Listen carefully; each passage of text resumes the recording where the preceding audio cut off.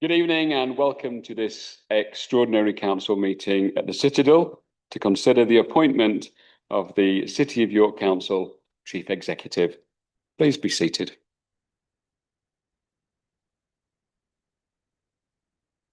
No Ian. Right. No Ian. Oh. That's a good point. Very good point.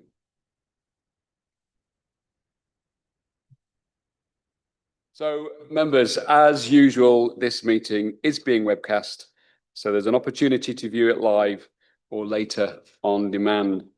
In the likely event of an emergency, please be aware of the emergency exits and follow the instructions of security staff who are present this evening. Please could I also remind members to turn off or mute your mobile phones and any other electronic equipment for the duration of the meeting. I also want to welcome a delegation of South Korean students who are currently, they're all mature students and they're currently studying at York University. They're studying public administration. So they've come to see how we compare to the administration in South Korea, and do feel free to chat to them as we have a break. Item number 1 on the agenda, apologies for absence. We've received an apology for absence from Councillor Wardby. Do members have any other apologies for absence to report? Councillor Kilbane. Councillor Crawshaw, we hope will be here any minute, but has been unavoidably delayed. Thank you very much. Oh, yeah, sorry, Councillor. Thank you, Lord Mayor. Also, apologies from Councillor Smalley and Councillor Wong. Okay, thank you. Good, there you have been noted. Item number 2, declarations of interest. Members, please indicate whether you have any personal, prejudicial or disclosable pecuniary interest that you wish to declare. Nope. Don't see any hands there. So we move on to item number 3, which is the appointment of the Chief Executive, the head of paid services. I now invite the Chair of Staffing Matters and Urgency Committee, Councillor Douglas, to move the recommendations set out on pages 9 and 10 of the meeting papers. Thank you, Councillor Douglas. Moved, Lord Mayor, thank you. And may I have a seconder for the recommendations? Seconded, Lord Mayor. I now invite debate on the recommendations. Councillor Eyre. Councillor Eyre.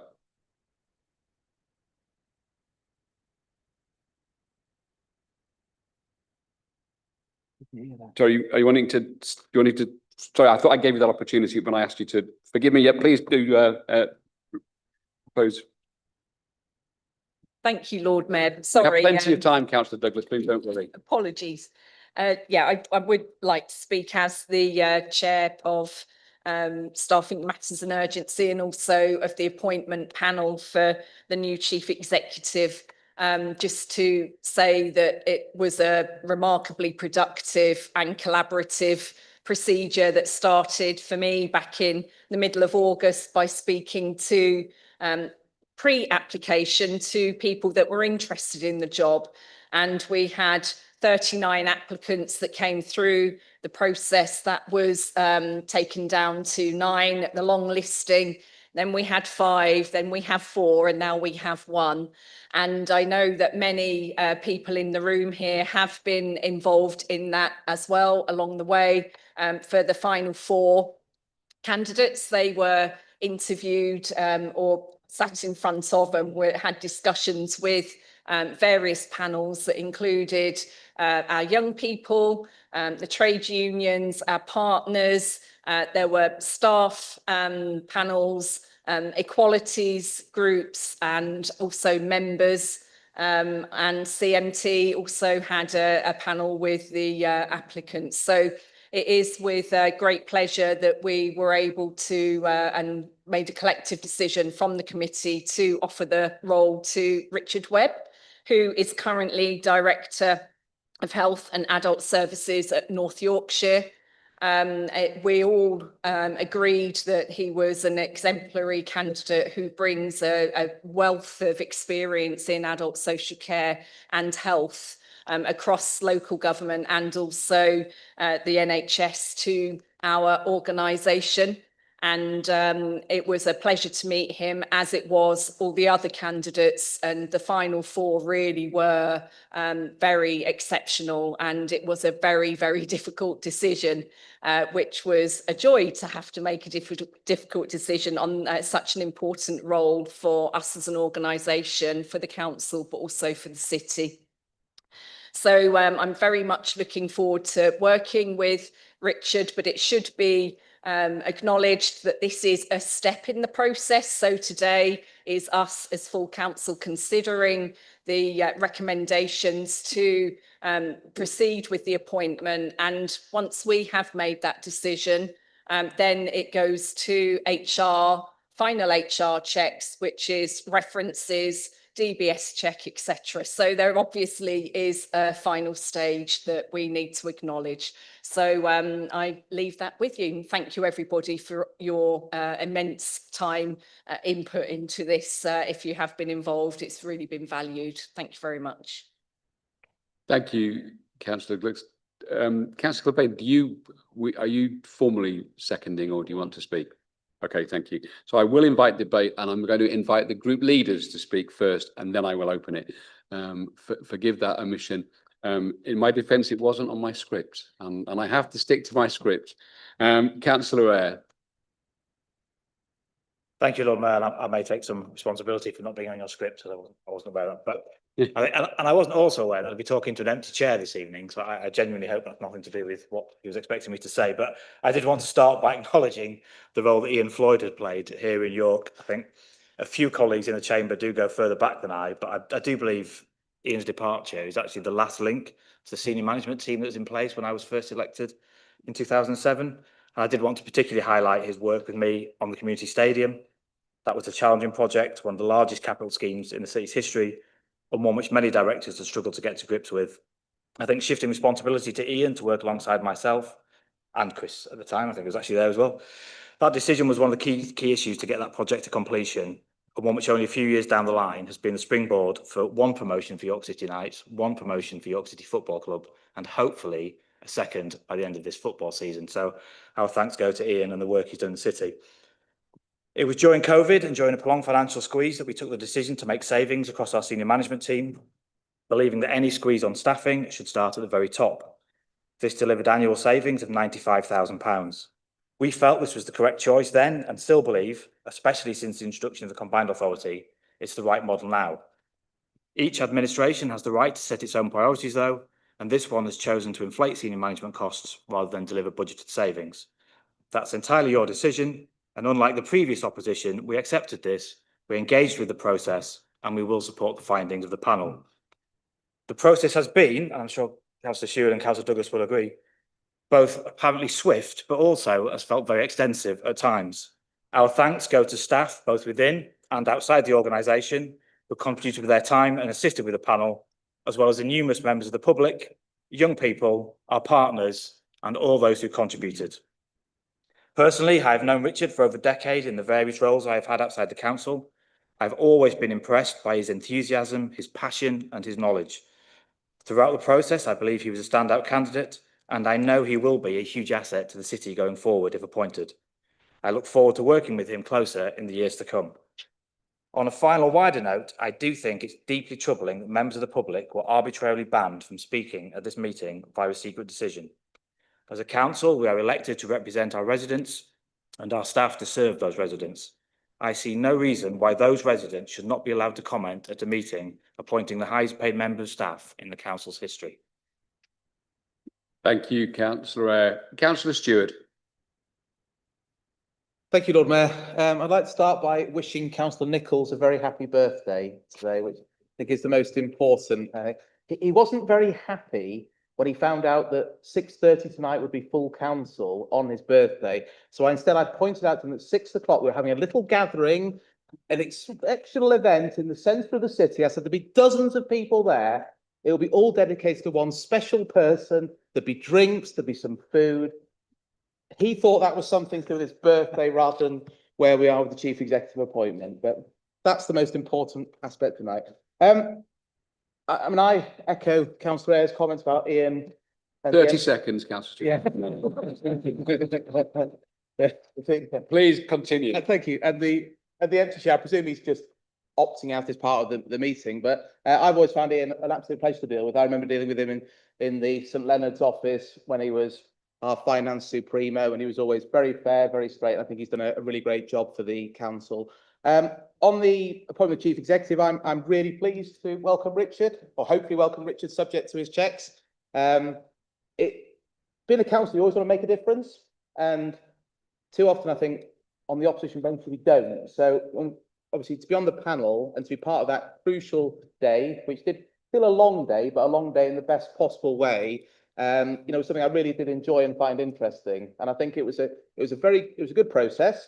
And from his video where he went around the city highlighting various sites, and for those not aware, he'd gone for the real personal touch. So he did a bit in St Giles Church, and then he did a bit at Hempland Lane, and he targeted all these different parts of the ward. And it was really great to see.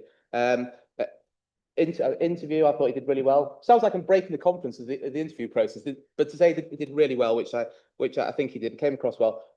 I've no doubt getting a great chief executive. I think in terms of his CV, what he has done so far, what he will do going forward. I think that's in terms of his skills with the difficult decisions, his skills with people. And then we've got this sort of freebie thrown in of all his expertise in adult social care over recent years, which will be, you know, vital in the most difficult circumstances that every council faces. He is unfortunately a Middlesbrough fan, but everything else I think looks really positive, and I look forward to hopefully welcoming Richard to the council. Thank you, Councillor Stewart. I'm going to invite debate. If there are any other members that would like to speak, we haven't got a time limit for this section, so I'll be happy to take any hands that are raised, but you do still have the 3 minutes on what you're able to say. So any members who would like to speak, please indicate that now. Okay, so that sounds good to me. Councillor Douglas, do you wish to reply? Yes, thank you, Lord Mayor, and thank you for the positive comments about Richard. I believe and very strongly, and so does the city, that we need a chief executive at this point in time when we have so much opportunity to work with our combined authority and central government. And I find it rather disappointing that Councillor Eyre can go through the whole recruitment procedure, be included so heavily and as an equal on that, and still come here and use it to make political points, which is very disappointing, I think, on what should be a celebration of a good process. So I would like to recommend the recommendations to you for approval, and so we can move to the next stage with the aim, a very firm aim of Richard being in place, ready for when Ian retires in April, and wishing him, Ian, all the best at that point in time as well. So thank you very much, everybody. Thank you, Councillor Douglas. So I'm now going to move to the vote. If you wish to vote for the motion, please raise your hand and keep it raised until we give you an indication that we have counted. So if you wish to vote for the motion, please raise your hand now.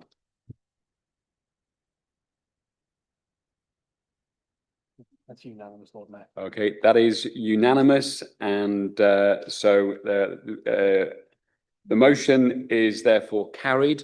And can I be the first person to congratulate Richard and say that I will look forward to working with him for my time, both as Lord Mayor and also as a member back in the backbenches, as it were. Members, thank you very much. That concludes the extraordinary council meeting. We'll now take a short break before the commencement of the ordinary council meeting, which will be at 6:30. So if you can be back in your seats at kind of, I would say 6:26, 6:27, we can have a prompt start. There will be no walking in with a sword and mace. That's been done for this evening. So we'll get down to business at 6:30. Thank you, members.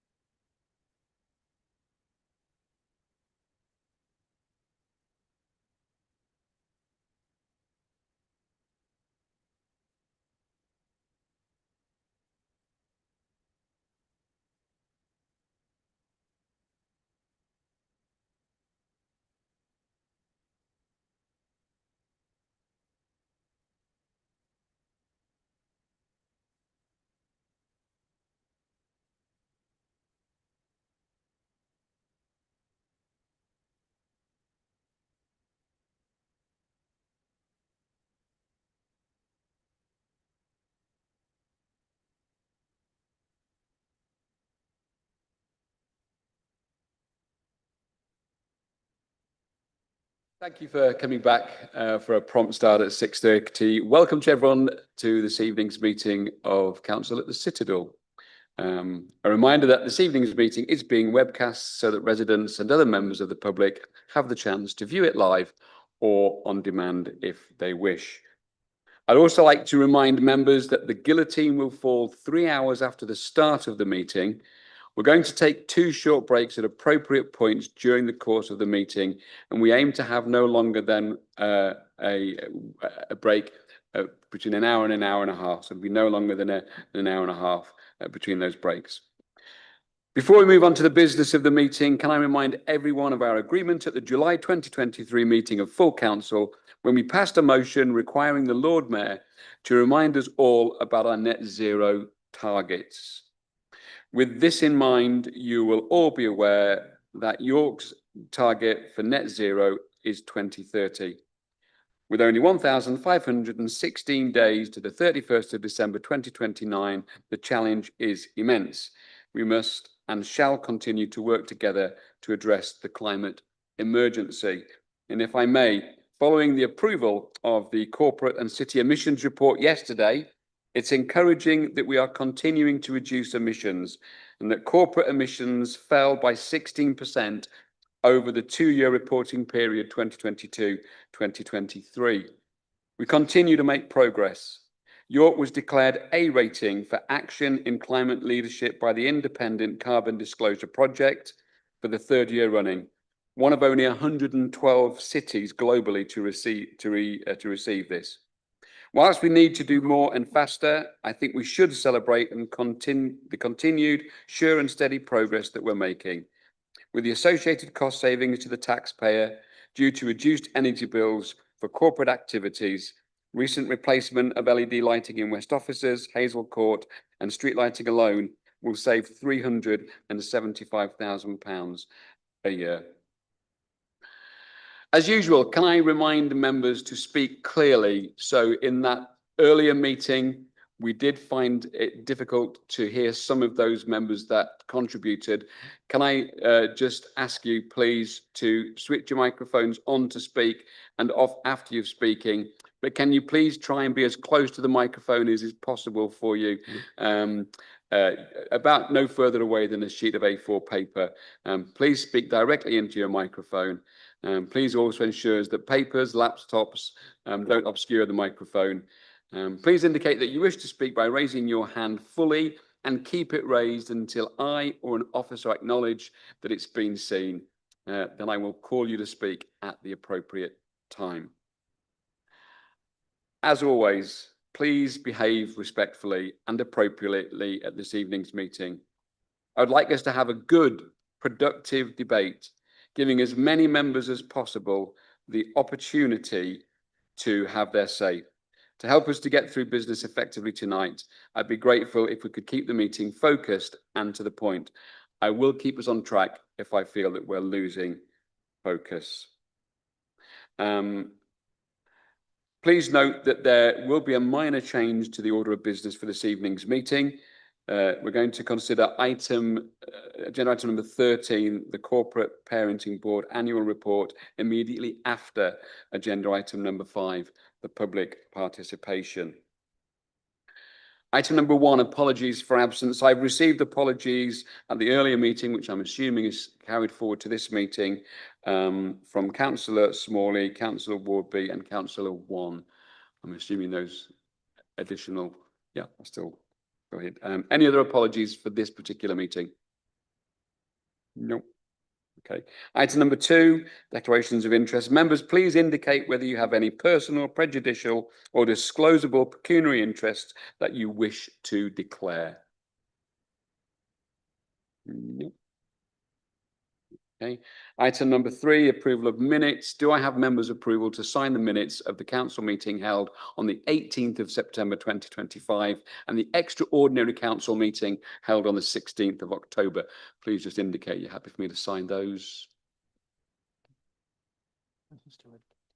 Yep. Sorry, did you want to speak, Councillor Stewart? Yeah, please. Thank you, Lord Mayor. It's on the main meeting. When you were in China, I put a motion on improvements to the Section 106 system. which was amended by the Labour group. There were two parts of the amendment I had no issue with, but I objected then and object still to the removal of the plan to consult members of section 106s. That part of the Labour amendment was based on officer advice, which was taken to mean it would be unlawful for members to be consulted on S106s. I understand there has been clarifications on the advice and hope this key aspect can be reinstated going forward. Not necessarily the minutes, but obviously the effect of the council meeting.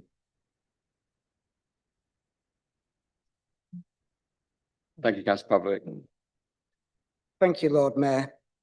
Ahead of the amendment being put, there was a view that consulting members on Section 106 agreements could mean that those views were binding, which I want to be clear would not be the case. I'm now confident, having sought advice and clarification, that members can be consulted on Section 106 suggestions and proposals where discretion exists on how funding is allocated. Whilst we don't want to start undoing past motions and amendments, I do put that fact on the record and support the working group resulting from the motion, defining under planning and legal officer guidance what format such consultation will take.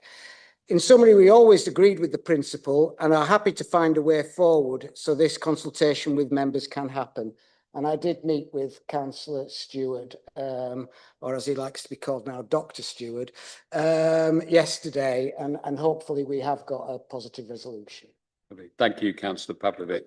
So, members, given that amendment to the minutes of the 18th of September, can I just have an indication that you're happy for me to sign those amended minutes and also the extraordinary ones? Yep. Okay. Thank you. I'll take that as read. Item number 4, civic announcements. We now come to the announcement of the allocation of the Lord Mayoralty for the 2026-2027 municipal year. Following the executive meeting on Tuesday, the 4th of November 2025, it was reported that the Lord Mayoralty for the 2026-2027 municipal year will fall to the Labour group.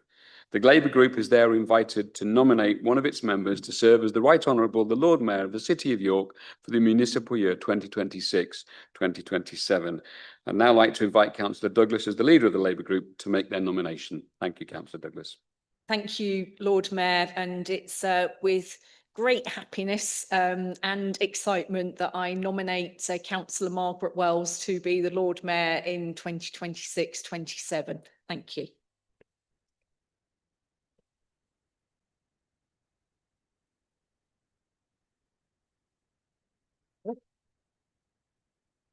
Councillor Wells, would you like to give a response? Thank you, Lord Mayor. This is a huge honour. When I was Lord Mayor last time, I wanted to champion and highlight the work of all the unseen heroes that we all have in all our wards and to celebrate the work of our army of volunteers. But to be honest, there are so many of them, I only managed to scratch the surface. I think, Lord Mayor, you're finding this too.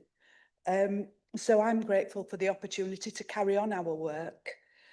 I also want to say that my sheriff will be Jeff Cossins, who was part of the Civic Party last time, and my consort will be Trev the Rev, who you might remember was my chaplain, but he also has another minor role. He's my brother-in-law. Both Jeff and Trev are York lads, and I use that term very loosely, the lads bit, not the York. They went to Nunthorpe, which was the brother's school of my school, which was Mill Mounds. Anyway, thank you again.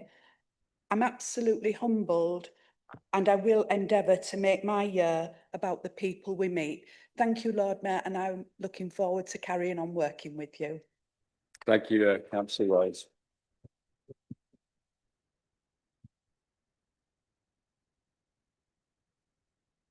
And myself and the current Civic Party look forward to supporting you and your Civic Party next year. I've had the honour of being the Lord Mayor now for 6 months and have been busy representing our city both home and abroad. I've welcomed royalty, greeted dukes, met celebrities and celebrated the very best of our city. But the most amazing people that I've met are the ordinary residents of York who do extraordinary things for their communities. Volunteers who make a difference and organisations who quite literally save and change lives.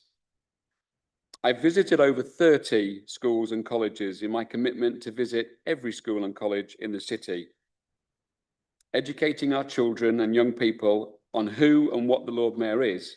It's also been an opportunity for me to thank those staff in schools and colleges for all that they do for our young people and children. Again, ordinary people doing extraordinary things. To that end, I'd like to inform members that I would like to introduce a Lord Mayor's Commendation Scheme. This scheme would recognise the very best of those ordinary and extraordinary individuals and groups in our community. I can assure members that the scheme will not require any additional funding or officer time, but will have a positive influence on our city. More details of the scheme will be available shortly. And so, in the spirit of service, I'd also like to congratulate Councillor Ashley Mason on being appointed a member of the Order of St John.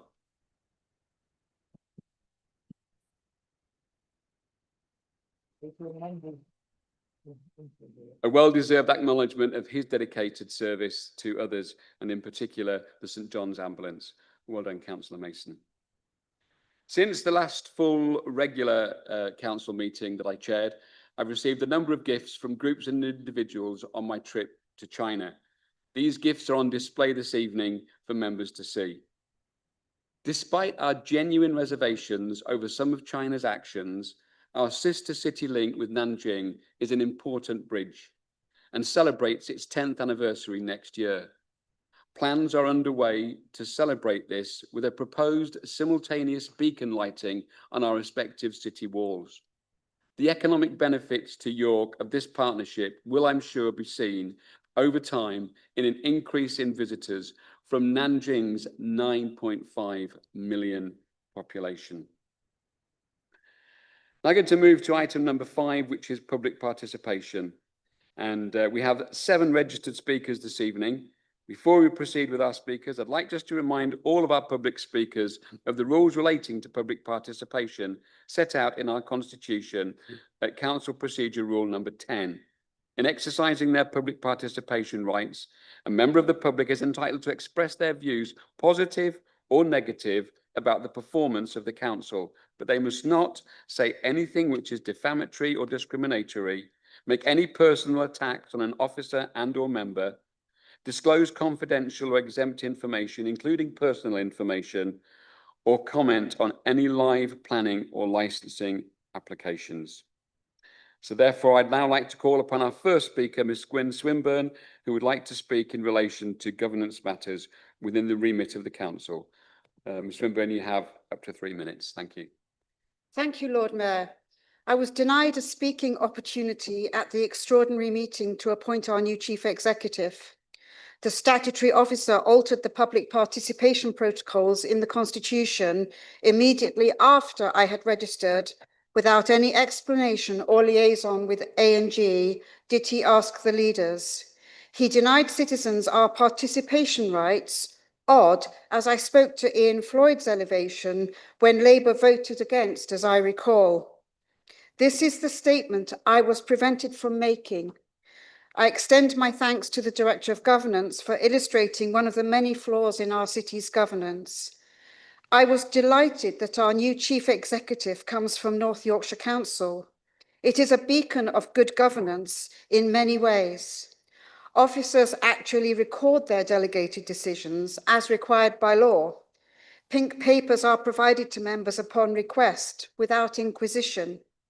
Members are provided with information on request without resorting to FOIs. Forward plans are many months ahead, not a couple of weeks. The executive meets fortnightly with multiple substantive decisions at every meeting. They also have regular and extensive directorate-level performance management full executive meetings. With so many decisions in public, with decisions recorded properly, and with scrutiny serviced as it should be, members have a good chance of knowing what's going on. Knowledge is power. Members there have it. There is a respectful relationship between officers and members. In York, the opposite is true. Little information is published. Few decisions are made in public. Few delegated decisions are recorded. Consequently, councillors lack the knowledge, so the power is in the wrong place. Not only that, we have a particularly ugly governance and culture problem stretching back at least 15 years, still unaddressed. We labour under the burden of not one, but two shameful public interest reports, multiple damning LGA reports that continually hark back to culture, officer-member relations and political difficulties. In the shocking major employment tribunal against the council in Leeds last week, the dysfunction at the centre was exposed for all to see. It was a shocker, I can tell you. I hope Richard Webb will finally be able to correct these many governance failures and correct the many imbalances that marginalise our councillors completely unfairly. Thank you, Lord Mayor.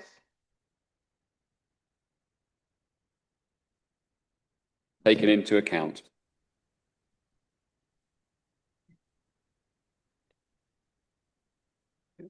And I call upon our second speaker, Flip Williams, who is attending the meeting remotely and would like to speak in relation to agenda item number 7, report of the leader of the council and executive. Also in relation to agenda item number 14.1, motion on notice, access to transport for all. Are you there, Flip? Yes, good evening. Lovely. You have your 3 minutes. Lord Mayor, access to transport for all. Let's begin with Dial-A-Ride. An absolute travesty that this issue continues to be kicked into the long grass after 22 months, especially given that since its demise, changes to eligibility for hospital patient transport mean people are declining medical appointments because they have no means of getting to them. So much for health inequalities. And then to concessionary bus passes for disabled people. I concur with the problems identified by the Lib Dem motion. At a time when the Labour government has cut benefits for new claimants in order to get disabled people to return to work, education or training, why do they have no interest in removing the barriers to doing that? But as the Lib Dem should know, Minister Simon Lightwood has already made his position clear in the course of the debate on the Bus Services No. 2 bill. He opposed it, saying that councils already have the powers to make additional concessions and remove constraints on times passes are valid for use. All Labour MPs, including our own, dutifully followed the whip and voted against Division 290 for reference. Thus, it is entirely within the power of this administration to make the change. The cost is relatively low as it affects less than 10% of concessionary passes and does not affect holders of blind persons passes, as ours are already valid at any time of day. Of course, it would be helpful if bus operators properly train their drivers to know that, because many don't, and visually impaired people are regularly challenged if they try to use their pass before 9 a.m. The leader writes about the recent visit of the minister to inspect the park and ride sites, yet they are another local anomaly for concessionary pass holders. Any pass holder who boards a bus at a park and ride site does not enjoy free travel between the specified times, merely a discounted ticket. Disappointing then that this is missing from the motion. But with the demise of the Bus Enhanced Partnership, we lost the ability to raise issues such as these affecting disabled bus users. And the promise of monthly reports on the tracker created by the Bus Accessibility Task and Finish Group was also lost. The Labour amendment is some serious purple washing. In the 6 months since, the Access Forum has received one hurried update where the officer concerned was totally unable to answer anyone's questions. It is illustrative of Labour's poor record on co-production with disabled people, taking over the report we wrote and dodging confronting the operators about poor performance. And now we have to start all over again, given the Mayor has assumed responsibility. The last meeting of the Bus Forum confirms to me that combined authority officers also lack any meaningful understanding of the issues affecting disabled bus users. Thank you. Thank you, Flick. Your comments have been noted and will be taken into account when that item is dealt with. I now call upon our third speaker, Ben French, who would like to speak in relation to agenda item number 14.2, motions on notice, tackling pollution in York's rivers. Ben, you have 3 minutes. Thank you, Lord Mayor. Ben French, York Green Party. I want to speak today in support of Councillor Kent's motion on tackling pollution in York's rivers. As a Green, I know you'd expect me to support this. But 16,000 hours of wastewater in the Ouse in 2023 is unacceptable. We need a modern, fit-for-purpose drainage system and proper pollution reduction. This motion highlights the issues well. I do also want to support Councillor Stewart's amendment on locally driven action on pollution in the rivers. It's right that we listen to partners and officers for direct practical solutions, and I'd urge the Labour and Lib Dem group to accept this amendment in the spirit of collaboration. But we do need to talk also about the real story here. A dirty, dripping scandal. Outrageous abuses of corporate power. Profit-driven bosses playing fast and loose with our taxpayer money. So what do we have in York? Excrement, literal poo on the driveways of Weldrake residents. Sewage overflows pumped through Hull Road Park. Rivers of sewer water bursting down our streets, whether it's Haxby in the suburbs or Walmgate in the city centre. Taxpayers' money, unfortunately, too often isn't going into repairing the system. It's going into shareholders' pockets. Secret payments of £1.3 million, straight into a CEO's bank balance. That's Yorkshire Water's CEO. We're in a twisted real-life game of Monopoly, where we pay thousands to survive, and they scoop up all the get-out-of-jail-free cards. They're laughing at us. Enough is enough. Council, corporate power needs to be put in check. We need to have accountability. Whether it's cleaning up our rivers or paying for the community infrastructure that we all need. That's why it's disappointing to see plans for the community infrastructure levy that requires housing developers to pay for vital things like roads or parks being reduced. Otherwise, our important efforts to safeguard our rivers won't be as effective. Now, the motion well references the polluter pays principle, but the polluter pays principle can't just be a slogan. Yorkshire Water must clean up their mess of underinvestment. This is so important, Lord Mayor. So let me reiterate support for Councillor Kent's motion and also Councillor Stewart's amendment. And let me urge York's leaders and wider regional leaders to keep holding corporate bosses to account. Because ultimately, with our water system, we pay the price as taxpayers when things go wrong. Thank you, Lord Mayor. Thank you, Ben. Your comments have been noted and will be taken into account. And I'll call upon our fourth speaker, Christopher Copland, who would like to speak in relation to agenda item number 14.2, motions on notice tackling pollutions in York rivers. Ms. Copland, you have 3 minutes. Thank you. Is this on? Yeah.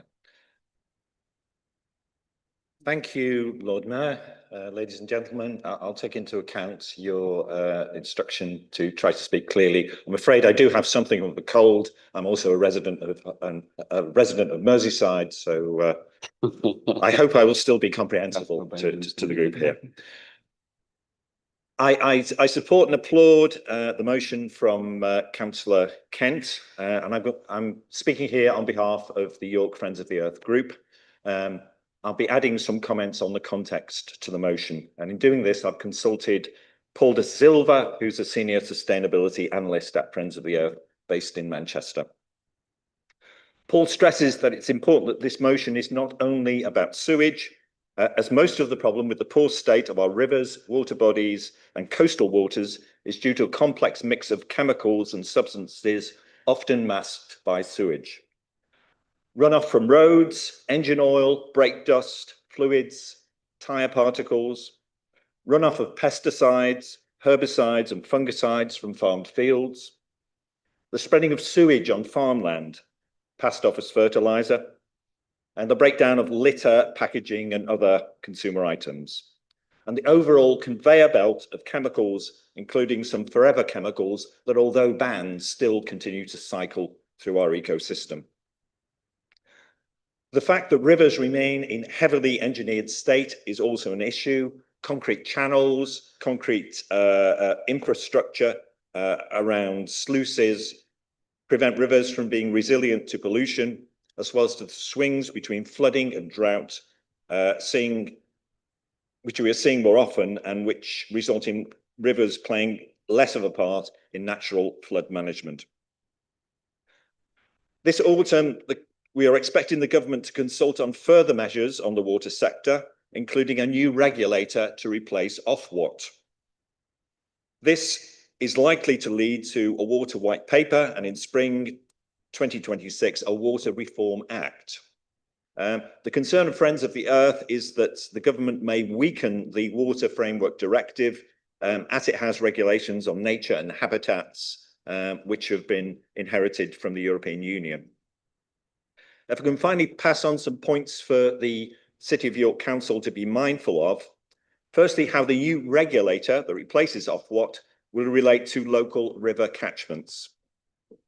How the area's river basin management plans are being abided by, especially given this year's High Court rule rejecting the government's reason for not delivering on the needs of the Upper Costa Beck in Pickering. For those of you who are not keen anglers, this is a trout stream which has been plagued 30 minutes, 30 seconds from fish farms. Given this decision, we would suggest that the City Council be vigilant at a local level too, and stress that although it is a national issue, it is also the one that runs through our backyards and our front gardens. Thank you for your time. Thank you, Mr. Copland. Your comments have been noted and will be taken into account. And I call upon our fifth speaker, Mr. Michael Gray, who would like to speak in relation to agenda number item 14.2, motions on notice tackling pollution in York rivers. Mr. Gray, you have 3 minutes. Thank you. Good evening. I'm speaking on behalf of the River Foss Society, which for over 50 years has been working to conserve, restore and improve the river's natural environment for everyone who wishes to enjoy it as a place to walk, to fish and to appreciate its wildlife. The significance of the Foss as a green lung in villages such as Haxby and Huntington, which have minimal green space, cannot be overstated. But the Foss is not a healthy river. We monitor water quality, particularly organic pollution, by measuring nitrate, phosphate and dissolved oxygen levels along the river. And we sample for aquatic invertebrates at 20 sites between spring and autumn using standard professional techniques. These small animals living on or in the riverbed are extremely good indicators of organic pollution. The Foss catchment is small. It rises near Alston Reservoir and takes some 28 miles to join the Ouse just 15 miles away. The river has always suffered from low flows, which compound the effect of pollution. The intensively drained farmland through which it flows and the extensive hard surfaces of its suburban areas, such as Strensall, Haxby and Huntington, all lead to rapid runoff, so that water levels rise and fall rapidly. Our monitoring shows that both nitrate and phosphate levels cause problems in the Foss. We also know from the University of York's published research that many other chemical pollutants are present in the river. There are as well long-term detrimental effects of dredging, which destroys the biological communities that can mitigate pollution. We agree that phosphate loadings need to be reduced significantly, but in our view, it is nitrate that is the principal problem, particularly downstream from Strensall. Reducing nitrate concentrations would go a long way to improving water quality. Above Strensall, nitrate and phosphate in the river mainly come from agricultural runoff and various small sewage treatment plants, and are of less concern as the biological results are mainly satisfactory.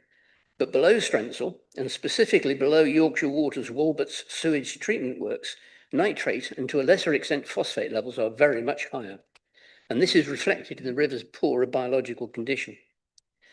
We've recently completed the State of the Foss report, which collates all the chemical and biological monitoring results carried out by the Society up until 2024, alongside details of much of the other work we do to improve and monitor our river's environment. It's the most detailed available account of the condition of the river. You should all have a copy, and it's also available on the River Foss Society website under the river heading. If anybody else would like a copy, please ask them to contact the Society via the website. Alongside our own monitoring, we're also closely involved with York University's research projects, EcoMix and Aqua. We support the EU directives' strengthened mandates and wish to see them applied nationally. We also admire the breadth of the Council's proposals regarding underperformance in the water industry, and we, the River Foss Society, support this motion. Thank you. Thank you, Mr. Gray. Your comments have been noted and will be taken into account. And I want to call upon our sixth speaker, Heather Disley, who would like to speak about York unity and safety in relation to the remit of the committee? You have 3 minutes, Heather. Thank you, Lord Mayor. I'd like to begin by congratulating the council and our community groups who have stood up against the illegally erected flags and lampposts across our city. From those who have taken them down to the more than 50 businesses who have proudly put up international bunting, and the incredible work of Claire Douglas and Rachel Mascal, and the residents of East Parade for founding Yorkies United Against Racism and hosting last month's community gathering. Thank you. York has always been one of the happiest and most welcoming cities in the country, but in recent months, groups like Flag Force UK and the York Flaggers have sought to intimidate. Their actions have coincided with a rise in hate crimes, leaving international students, visitors, and even lifelong residents feeling unsafe to walk through our city at night. This is not who we are. We have also seen some deeply concerning behaviour from individuals linked to York Flaggers, filming themselves peering through women's windows, confronting and threatening passers-by, and posting those videos online to spread fear. This conduct is not protest, it is harassment. And yet too often these actions have gone unchecked, with a few charges brought forward. That silence emboldens them, and it sends a wrong message that intimidation is tolerated. Now, after undoubtedly costing the council more than the initially quoted £250,000 in removals and repairs, these same groups have changed tack. They are now misusing the image of the Remembrance poppy and placing cheap plastic poppies on the lampposts without permission from Royal British Legion. The poppy is not a weapon of intimidation, and it cannot be. It is a symbol of remembrance and unity, honouring all who gave their lives, not just white British servicemen, but the millions of soldiers from every background and corner of the Commonwealth who stood together in defence of freedom. We must remember Black and Asian veterans, those soldiers that fought and died for this country and its values. Yet their stories are too often forgotten, and now their descendants are at risk of becoming collateral damage to these rising bride of division, enabled through the misuse of the poppy and the tarnishing of its legacy. We must remember, reclaim, and defend the poppy's true meaning of respect, solidarity, and the hope for a peaceful world. I mention this not to denigrate the poppy, but to defend it, and to call the attention of the ever-changing face of division in this city and beyond. We cannot sit idly by and watch our symbol be denigrated, lest they are lost to us forever. Thank you. Thank you, Heather. Your comments have been noted and will be taken into account. I'd now like to call upon our 7th speaker, Jeff Beacon, who'd like to speak in relation to agenda item number 11, recommendations of executive. Thank you, Mr. Beacon. You have up to 3 minutes. Yeah. Turn it on. Right, thank you, Lord Mayor. York's climate achievements are much less than we heard earlier. The original motion in 2019, which set out the aims, specifically specified consumption emissions, and it was for the whole of York.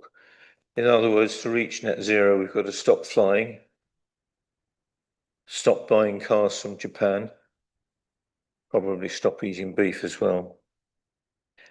The original motion is very difficult to find. There is one website that has it on, but it's not on any of the council sites. The local plan is planning for traditional houses, as far as I can see, which have about 50 tonnes a building of carbon dioxide equivalent to actually construct them. And that's about 20 tonnes a person. And that's equal to the 1.5 degree remaining carbon budget.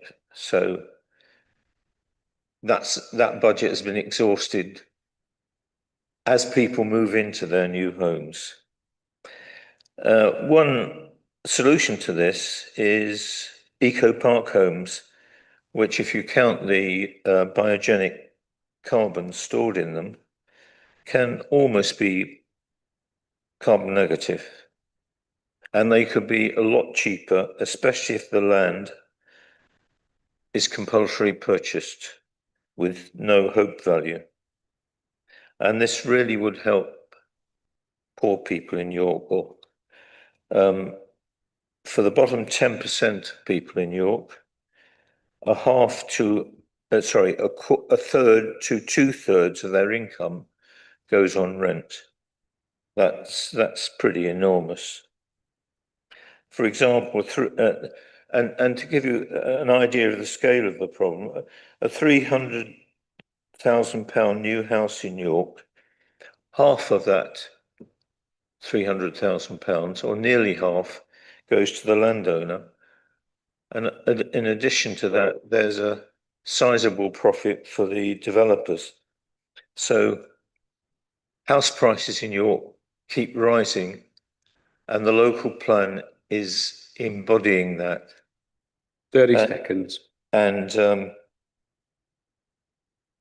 I hope that the council can see its way to looking into ways of cutting house prices, perhaps not too quickly, and cutting rental values by pursuing an ecologically sound housing policy.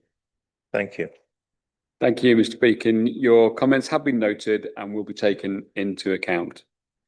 And I'll call upon our 8th speaker, Dr. John Wilkinson, who'd like to speak in relation to agenda item number 14.2, motions on notice, tackling pollution in York Rivers. Dr. Wilkinson, you have up to 3 minutes. Thank you. Thank you. Thank you for the opportunity to speak here tonight. I'm John Wilkinson. I'm a research scientist and I study chemical pollution in rivers around the world at the University of York. As you know, and I think everyone in this room would agree with me on this, here we all are very lucky to call this city home, York. However, while York is famous for its beauty, its heritage, sense of community, our rivers are another story. In fact, our research at the university shows us that the River Foss here in York, whom you've heard already about, is among the most polluted for pharmaceutical contaminants across Europe. To me, that finding was heartbreaking, not just as a scientist, but as someone who loves the city and also calls it home. York's rivers should tell the story of a place shaped by care, community, and pride, not by contamination. Our rivers are more than just waterways. They are lifelines to our city's health, its wildlife, its culture, and they have literally shaped our city for centuries. As part of my role at the university, I lead the Aqua Project, Action for Quality Aquatic Environments. It brings together over 1,700 members of the public, along with local charities, businesses, community groups, all to better understand and to reduce chemical and microbial pollution that threatens Yorkshire's rivers. We use novel approaches to citizen science to do this, and we have a shared mission in the Aqua Project that is together towards a non-toxic aquatic environment. To that end, our rivers are a reflection of us here in York. Just as the beauty of our city reflects the generations who cared for it, the pollution in our rivers reflect the many pressures of modern life. The motion before you tonight, tackling pollution in York's rivers, is a vital step in changing that reflection. It's one that acknowledges the science, empowers communities, and looks towards a future non-toxic aquatic environment. This isn't an issue that should divide us by politics. Clean water unites us all. It's essential to our health, to our environment, and also to our city's identity. So let's start here in York and move forward together towards a non-toxic aquatic environment. I would encourage us all to not only embrace this motion, but to look beyond it with the aim of making York the model for achieving a non-toxic aquatic environment. Thank you for the opportunity. Thank you, Dr. Wilkinson. Your comments have been noted and will be taken into account. That concludes our public participation. I'd like to thank those members of the public that contributed. You are welcome to stay to the meeting, but please do move to the public gallery at the rear of the hall. Going to move to item number 13, the Corporate Parenting Board Annual Report 2024-2025. I'd now like to invite Councillor Webb to move the recommendations in relation to the Corporate Parenting Board Annual Report 2024-25, the details of which are set out in the Council Agenda Pack under agenda item number 13. Councillor Webb, I understand that you're going to be joined by your co-chair of the Corporate Parenting Board. Thank you, Councillor Webb. Thank you, Lord Mayor. Yes, so I will move and say a few words on the annual corporate parenting reports. Councillor Seals-Welshaw second, and then we've created an opportunity for my co-chair on the board, Lauren, to speak to the item. So, councillors, I'm sure you're all aware November is Care Leavers Month. Last year, this report came to council and it came as an attachment to the executive members' report. And as a result, maybe some of you missed it. So we thought that we would do something to try and make sure that it was a bigger part of this agenda, because I'm sure you will all agree again that corporate parenting is one of the biggest responsibilities we have as councillors. So what has happened in the last 12 months? Well, one of the changes we've seen has been the introduction of the subgroups. So we now have subgroups on housing, health and education, again attended by children, young people and care leavers, as well as the relevant officers and staff, to really iron out issues facing our care leavers. We've also chosen to treat care as a protected characteristic. That's something that the executive approved a little while back. We didn't bring this as a motion, as has happened in some councils where it potentially may have sat on a shelf. We spent a year working with care leavers and co-producing what we wanted to do and what we didn't want to do, what it would look like in York, and we've put that into process. We've created an improved offer for our foster carers in York. Every opportunity I get to say foster caring is a fantastic thing to do. I would welcome anyone who wants to become a foster carer to talk to the council and get involved. And as I said, we have an improved offer for you. Care leavers and young people in care talk to us about family time, where they visit their family members, and what that looked like. And I'm really glad that, again, the Corporate Parenting Board and officers of the council have worked to improve that offer, again, listening to those young people directly.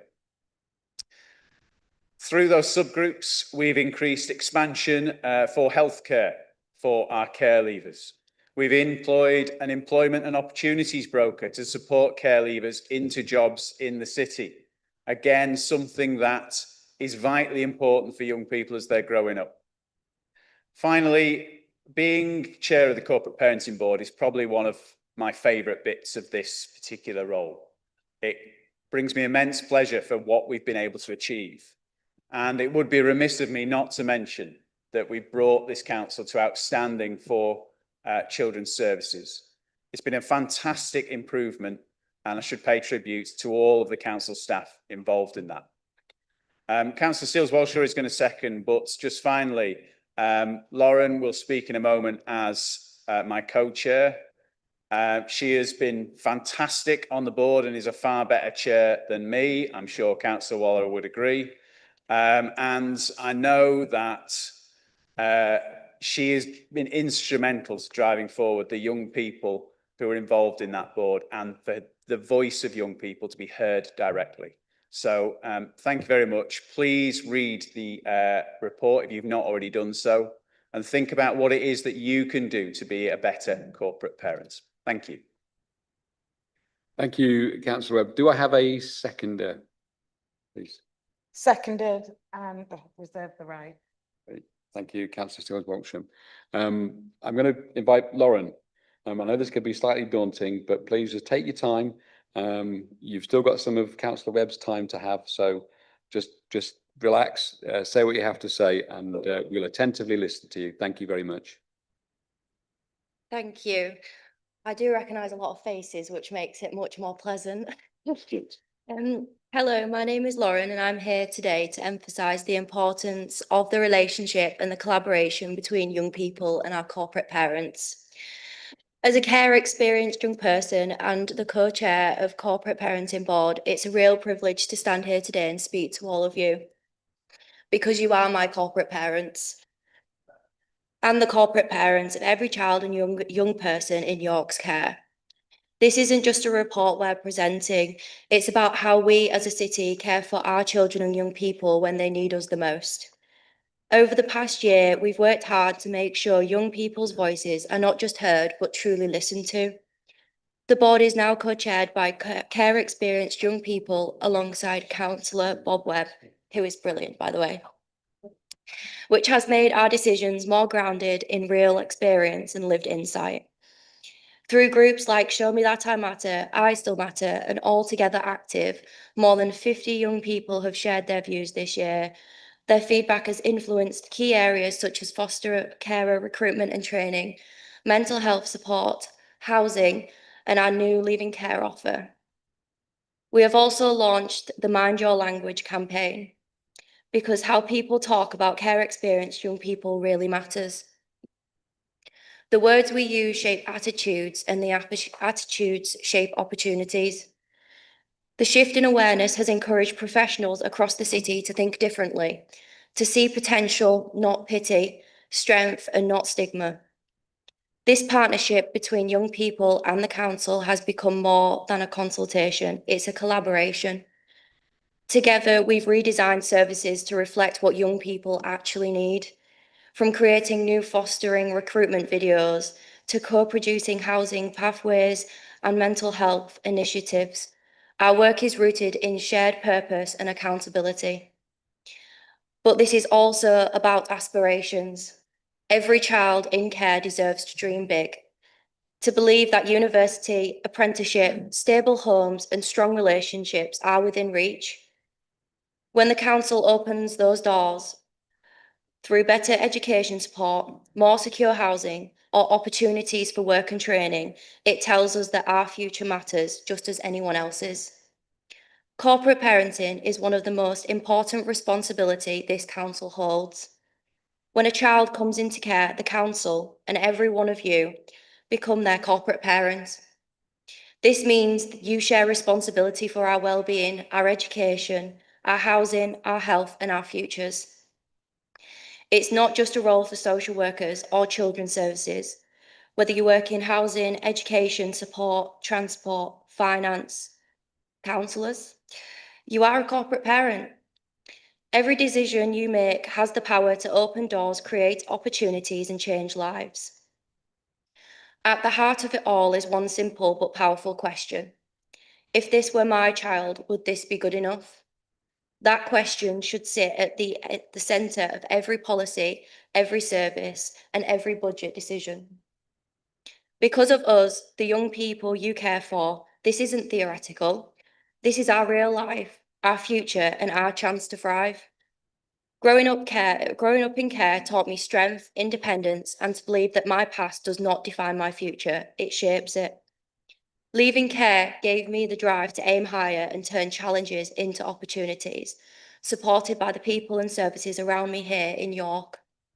November is Care Leavers Month, and it's a time to celebrate that resilience, to recognise the achievements of care experienced young people across our city.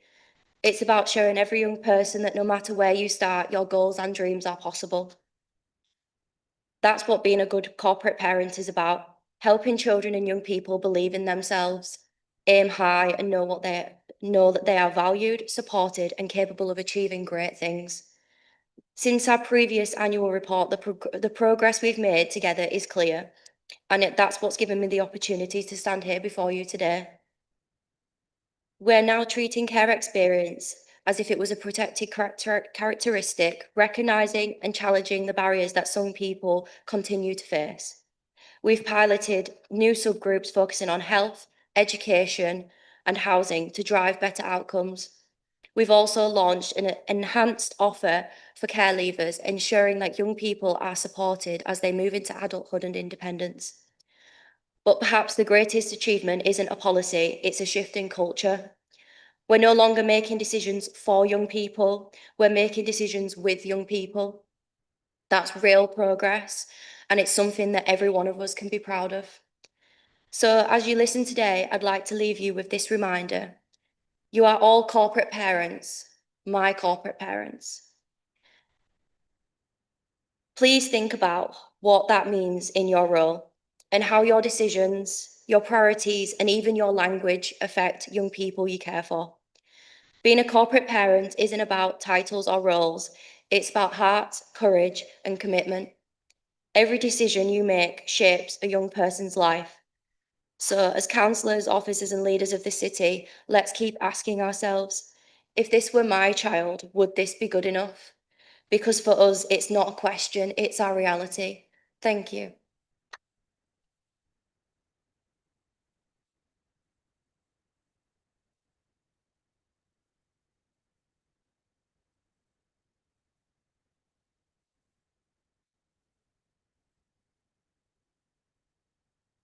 Thank you, Lauren. I think I can say in my time as a councillor, that's one of the best speeches I've seen from the public and one of the most passionate. So thank you very much for your contribution. Does anyone wish to debate the recommendation, or is council happy for us to agree? Yeah, I see no hands for debate or for comment. Thank you, members. We'll now move on to the next item. Item number 6 is petitions. There are no petitions for council to consider this evening.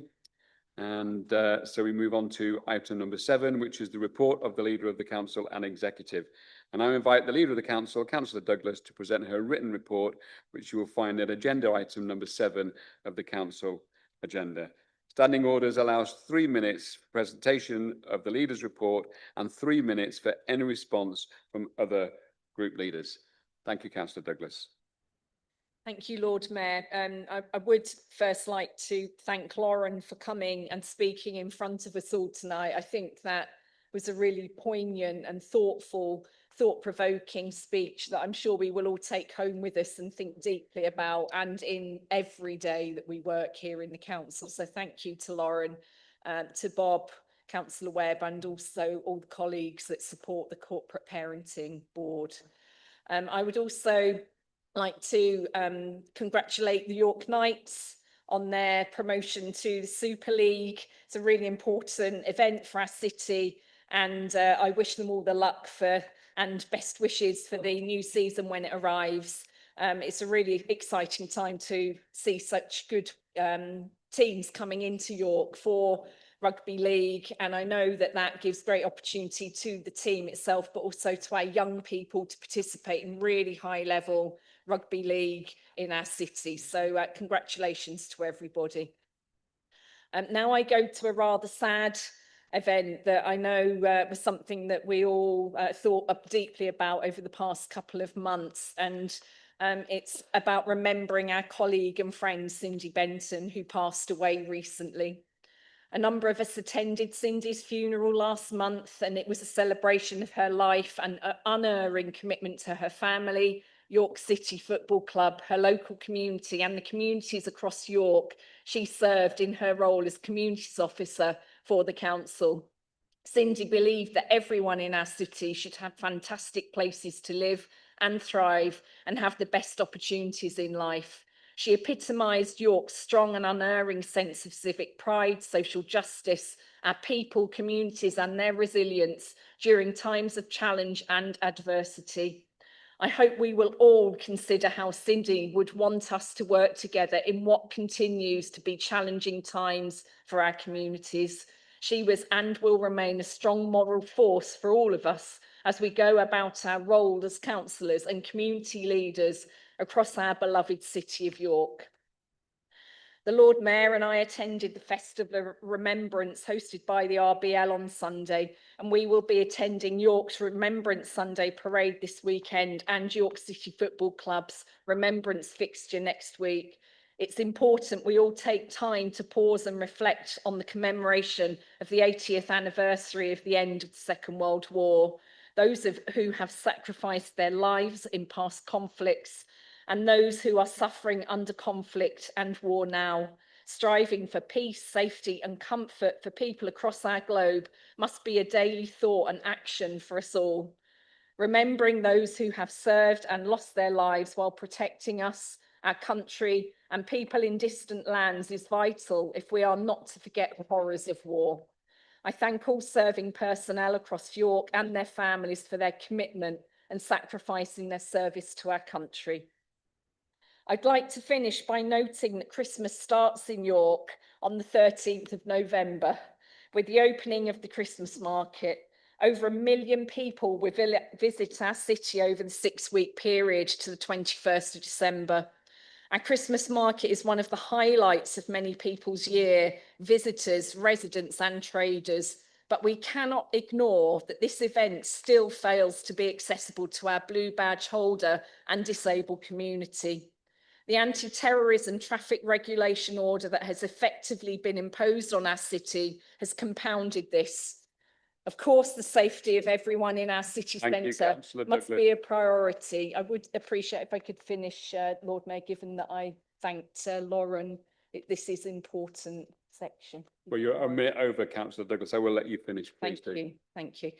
It must be a priority at this tremendously busy time, but I call on you all to consider that it simply cannot be right that for 6 weeks of the year, the city centre becomes totally inaccessible to parts of our resident community.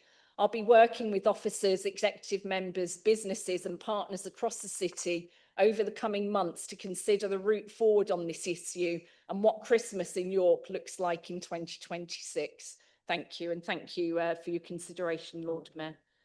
Thank you, Councillor Douglas. I'm going to invite group leaders to comment. Councillor Eyre.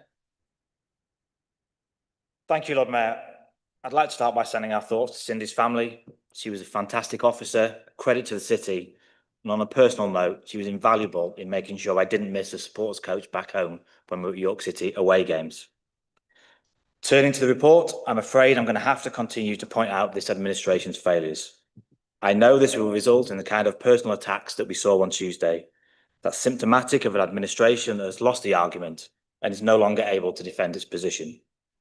Away from your own echo chamber, you will see from residents, businesses and partners a real sense of disappointment, frustration and often anger. You may believe 700-page agendas are evidence of delivering for the city. In reality, it's action on the ground that matters and action on the ground that's invisible. It is not the job of the opposition to tell the Emperor they do have clothes. Even Councillor Stewart struggles with that lately. It's our job to try and bring you back to reality. As you seem incapable of seeing what others see, I'll try to explain. Over-promising and under-delivering.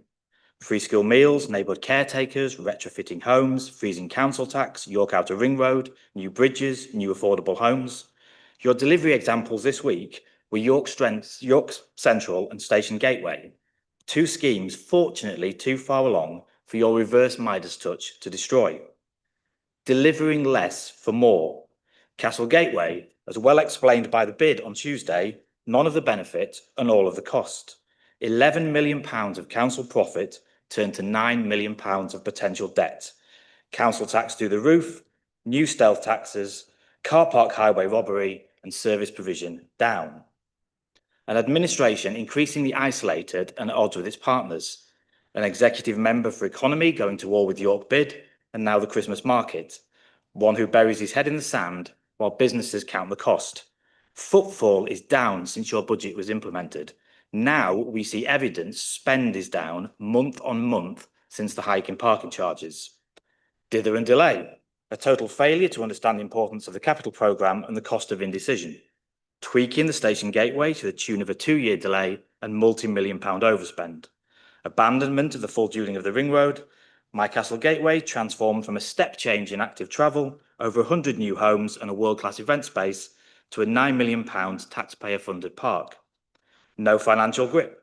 Capital programmes spiralling out of control. Millions of pounds of undeliverable savings savaged by the internal audit. A £250,000 senior management saving that instead increased the cost. And that's without the other costs seen in the media as a result of that botched restructure. This is not talking the city down. I was lucky enough to be born here and have the privilege to represent my home city, which I truly believe to be one of the best, if not the best, cities in the world. It remains a wonderful city and will continue to thrive despite, not because, of this administration. In previous speeches, I have urged you to change tact, to listen to people and deliver what they want and what you promise them. That time is now long gone. All we can ask is that, as per the Hippocratic Oath, first do no harm for the new administration that will need to pick up the pieces in 18 months' time. Thank you, councillor. Councillor Stewart. Thank you, Lord Mayor. I genuinely wasn't going to speak, but I thought I do say each time I get drawn in. So tonight it was Councillor Pavlova saying that I should be referred to as Dr. Stewart. So I've just got to explain that. Councillor Pavlova thought he might have a particular medical issue. I had that medical issue, and I was able to suggest what it might be. Patient confidentiality means I can't disclose what it is, though. So I'll just leave it as that reason.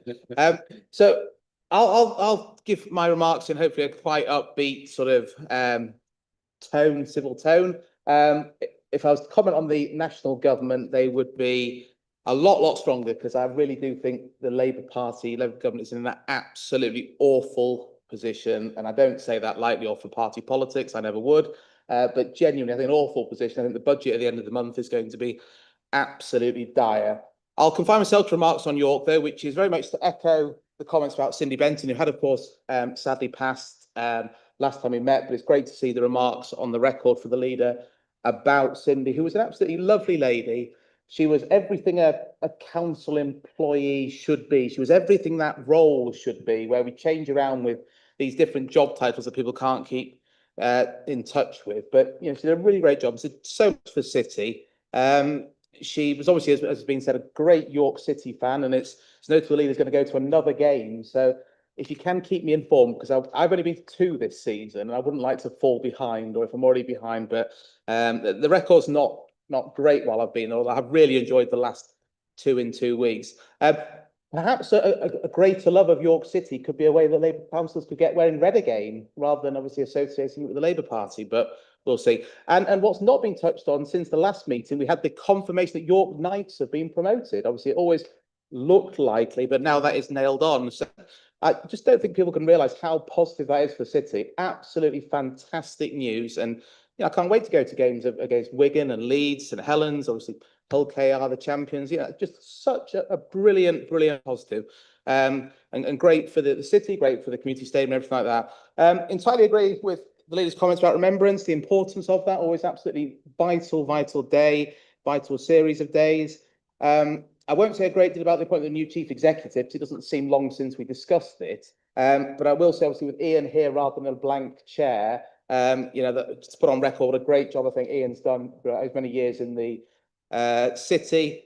I know I said that at the last meeting, and then presumably when Ian has his last full council, I'll have to say it again. So, might think of something more exciting to say. I'll just make a point on York Central, because obviously York Central features in the leaders report every time. And it is great the way it's coming along. And I do enjoy the sort of York Central lead members groups to find out about what's happening and everything like that.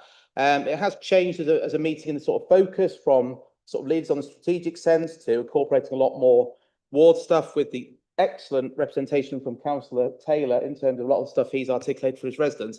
But I think the big thing about York Central for me is this is an amazing thing that's going on in York. And if you live in the area, you might be impinged on it from something going on, something negative. If you go through the area, you might note that a road is being closed. But as a city, I just don't think people realise, because we've not told them, enough about what is happening and how big it is for the city. And I think that's something we need to look at as a council, as a one-off. So not just a press release here and a press release there about the latest thing, but just to really spell out to people how big it is, what's happening. Maybe some sort of additional sheet with the budget, council tax demand, who knows what it may be. But I just think there's a lot of interest there, because I sort of watched the videos or whatever, the presentations at the meeting, and think, yeah, this is something people would be interested in. You're saying keep going? No, you have. You're on 4 minutes now, so wind it up, please, Councillor Stewart. I will. I'll leave it there, Lord Mayor. Thank you. That was a very succinct wind up there. Thank you. Members, we're going to take a break now for 10 minutes. If we can be back in our seats to start prompt at 7:45. Thank you very much.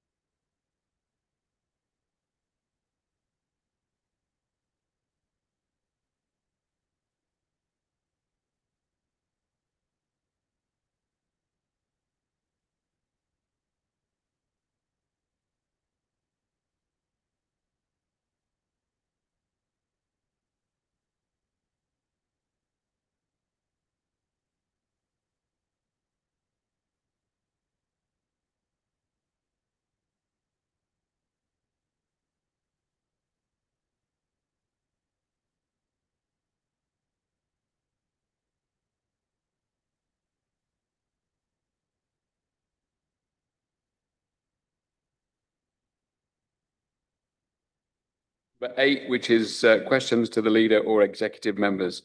I'm now going to invite members to question the leader and the executive members in respect of any matter within their portfolio responsibility, in accordance with Council Procedure Rules B8. Please can you address the Lord Mayor with your question, speaking clearly and indicating to which executive member your question is directed. We've got 35 minutes for this section.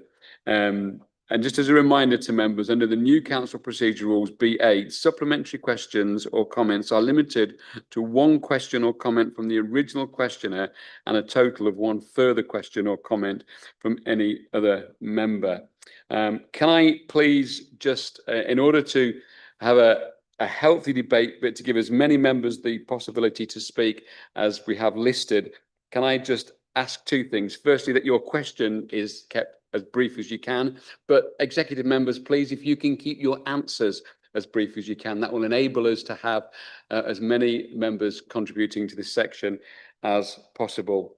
If any of the questions which have been put cannot be answered at this particular meeting, a written reply will be circulated to members within 5 working days following the meeting.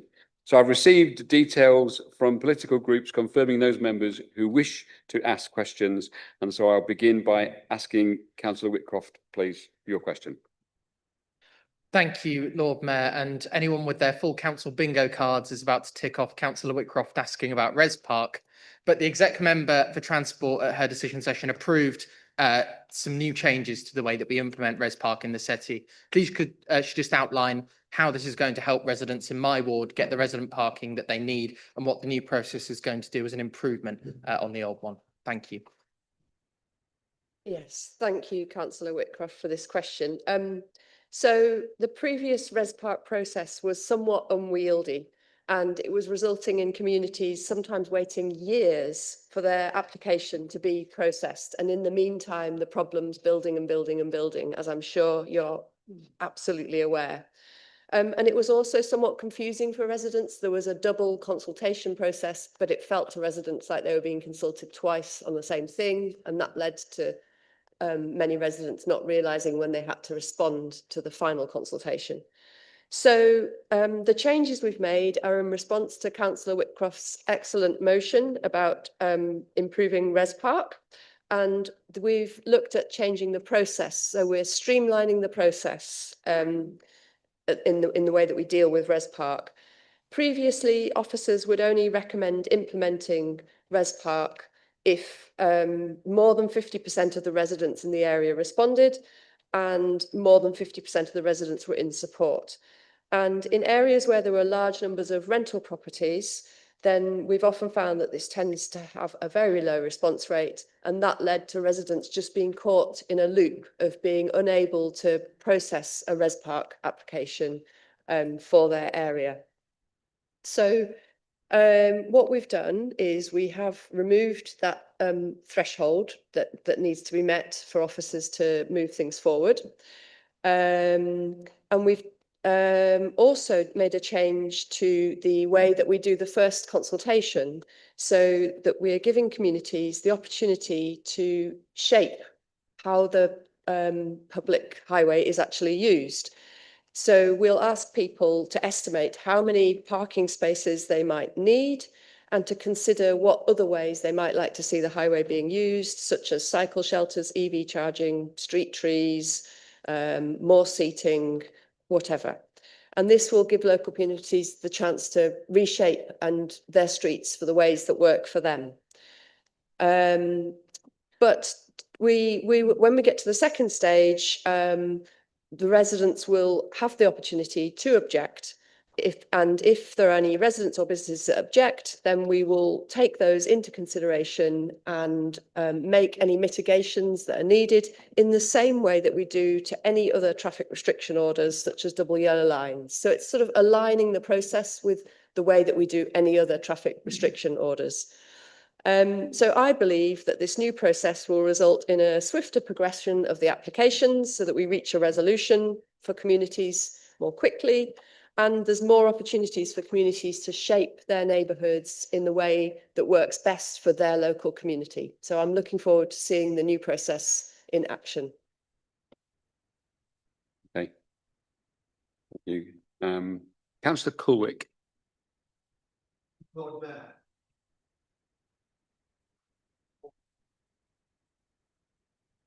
This question is for Councillor Lomas.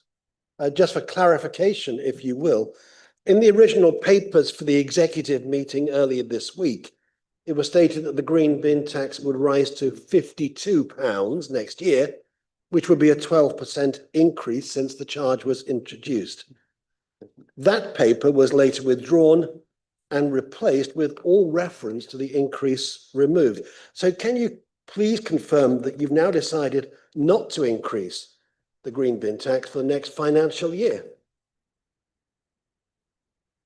Thank you for the question, Councillor Coolwick. And the paper that was put onto the system in error was, of course, withdrawn because it should not have been included in that format. And the paper that went to executive, that was discussed at executive, that was voted on at executive, didn't have any reference to charging for green waste collection for the future financial year. And that's because no decision has yet been made on charging for green waste collection for the future financial year. And of course, when that decision is made, it'll be made properly in public. There will be a paper, people will be able to read about it, and the decision will be made properly by the executive. So no decision has been made, so I'm not able to provide the reassurance you're asking for. But what I can say is that when a decision is made, it will be made properly in the proper way with notice, and it'll be made transparently. Yeah, thank you, Councillor Coolwick. Thank you, Lord Mayor. Thank you for the response. I understand what you're saying, but can you at least confirm whether £52 is the maximum you would consider increasing the charge next year? No decision has yet been made. Oh, I feel a sense of deja vu. No decision has yet been made about what the charge will be for green waste collection in the coming financial year. Yeah, well, a supplementary. Yeah, thank you. Appreciate that. I appreciate you haven't answered either of those two questions, which is why the repetition came in. But the follow-up question is, at what point last year and at what meeting did you announce the green bin charge? Was it at a December meeting or was it at the budget meeting? I don't actually recall, Councillor Eyre, and I'm not sure what relevance that has. But I can't, quite honestly, I cannot tell you, and I'd have to give you a response in writing. Thank you, Councillor Lomas. Councillor Nichols. Thank you, Lord Mayor. And as the lucky councillor who, according to recent poll, represents the happiest place to live in York, lucky me. Can I ask the leader, who hopefully, unlike the Chancellor or Justice Secretary of a government, when answering questions won't choose to blame everybody else for any shortcomings, but may choose to delegate the answer to her executive? Sorry, Councillor Nicholl, I really can't understand what you're going to ask me. Can you start again? Is it to me? I'm sorry, I can't hear what you're saying. I don't know whether it's because you might not. Move my mic nearer. Yeah, thank you. I'm too far away from my. Can I just ask the leader, who hopefully, unlike the Chancellor or Justice Secretary of her government, when answering questions will not choose to blame everyone else for any shortcomings, but may choose to delegate the answer to members of executive? Of the 20 motions passed by the council from Labour councillors and any others that may have sneaked through, beyond sending a letter, and as much as I would like to give credit to the CYC motion on Gaza and ensure peace in the region, what specific measurable achievements have been made on these motions other than res parking? And as Councillor Webb said earlier, have not just become a motion on sat on a shelf. It could be that detailed written answers are required to answer this one. Thank you for that, Councillor Nicholl. I suppose the first thing to say is that when we came into administration, there literally was no process for monitoring how these motions were taken forward. And I remember when I became a councillor in 2019, I imagine many of our colleagues would say the same, that we sat here and debated them, they got passed, and then they just literally disappeared into the ether and nobody ever saw them again. And so what we have actually done is try and put in a process that has more likelihood of those being implemented.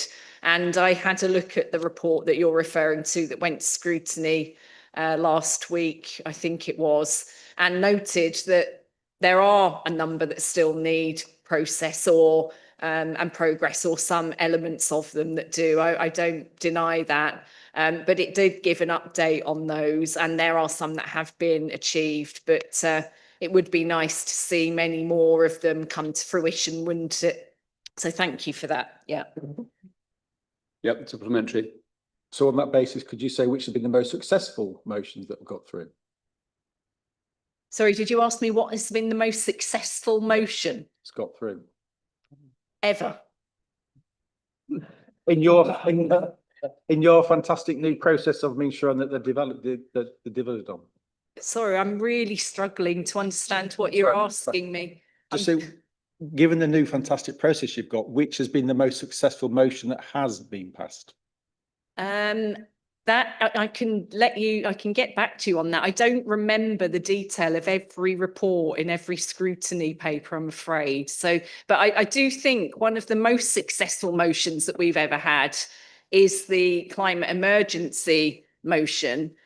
I mean, it of course is something that we hear about every council meeting, isn't it? And it's a real focus of our administration and also the officers to do as much as we possibly can to accelerate us towards that net zero. And it has really, really focused minds over the years. And so, of course, motions are hugely important to us all. And I would like to see more of them come through more quickly. But officer capacity does have to be taken into consideration. They do work tremendously hard. So I think we have to acknowledge that as well. So thank you. I saw Councillor Ayre's hand for another supplementary. Thank you, Councillor Ayre. Thank you, Lord Mayor. Yes, one of those motions was the removal of non-essential traffic from the city centre. We've been waiting 2.5 years for the definition of what non-essential traffic will be. Can you give us any update on what you believe that will be and how that sits with your aspiration to move parking from Castle Car Park to Piccadilly and Q Park, both within the city centre and the city walls? Yeah, I don't really think that's supplementary, is it? No. I'm going to ask you to answer the question. I think it is a supplementary. I really can't give you the answer to that because I don't think we've ever made a final decision on what that level of movement is and what those essential movements are, because it is a very tricky issue, isn't it?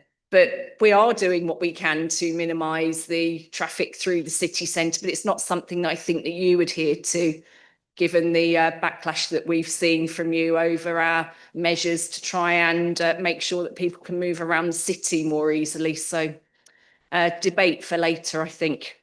Thank you, Councillor Douglas. Members, that's 12 minutes in and we've had 3 questions. So we're not going to get everybody in at this rate. Councillor Ben Burton. Thank you, Lord Mayor. Question for the Executive Member for Environment. I was really pleased to see the report around the expansion of curbside recycling, mainly because it's going to reduce space in my kitchen or increase space in my kitchen for all cartons hanging around. But I wondered if you could expand on some of the wider benefits for residents and the council from that. Thank you for your question, Councillor Burton. So it's not just easy for you, it's easier for everybody, isn't it? Ideally, we'd recycle everything on our doorstep. We'd have doorstep collections for all types of waste streams because that would be efficient. But this is, so toothpaste tubes, clean toothpaste tubes and Tetra Pak cartons have been 2 very difficult to recycle or find places to recycle objects. And this will mean no one has to go to the tip or elsewhere to get rid of them. So it will reduce congestion, reduce emissions from transport, fewer tips to the trip, and it will increase the amount that we recycle, which is good for the circular economy. So I think it's triple win. Thank you. Okay. Councillor Fenton, supplementary.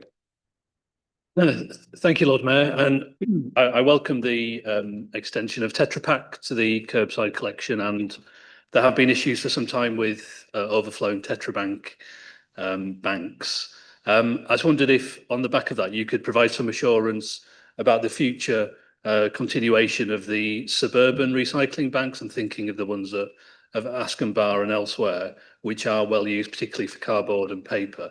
And it would be, I think, a retrograde step if those were to be diminished in some way. So I'd welcome any assurance you can provide, please. Thank you, Councillor Fenton. I think this was raised last year as a potential budget saving, wasn't it? And I haven't seen currently. I can't give you. I'm not giving you reassurance, but there hasn't been anything that's come across my desk which indicates one way or the other where that will go. I mean, the Tetra Pak carton recycling banks will be removed. The suppliers of that is outside the city council remit or control, and they are going to be removed, but there will be doorstep recycling. So that's not a reduction, I hope.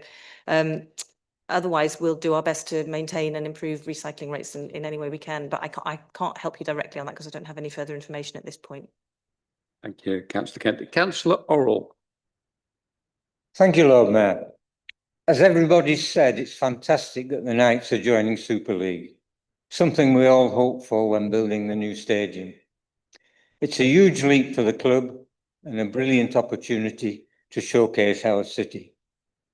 But with bigger crowds will come bigger traffic and parking challenges, particularly around Huntington. What steps has the executive member taken to manage this ahead of February?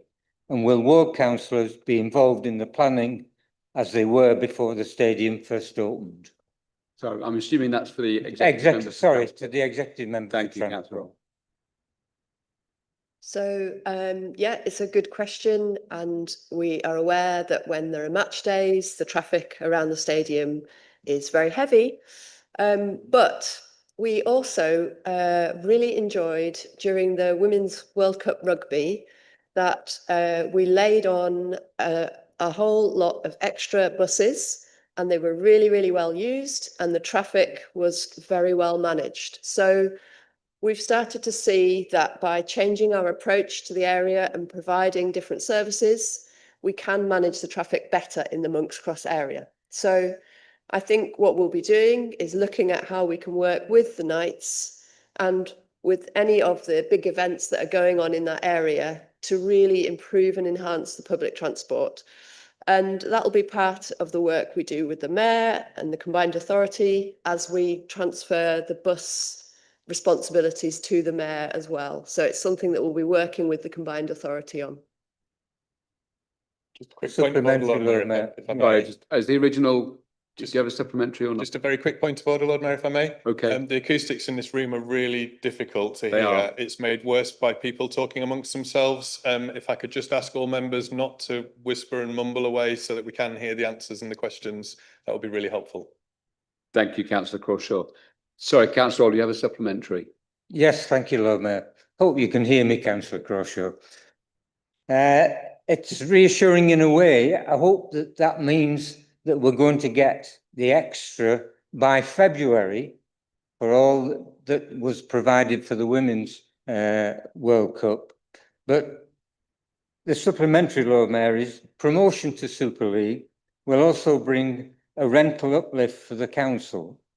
Will the executive member please commit to ring fencing that additional income to help fund transport and traffic management measures around the stadium, including the installation of a signalised crossing on New Lane to Vanguard and the stadium that was agreed nearly 3 years ago?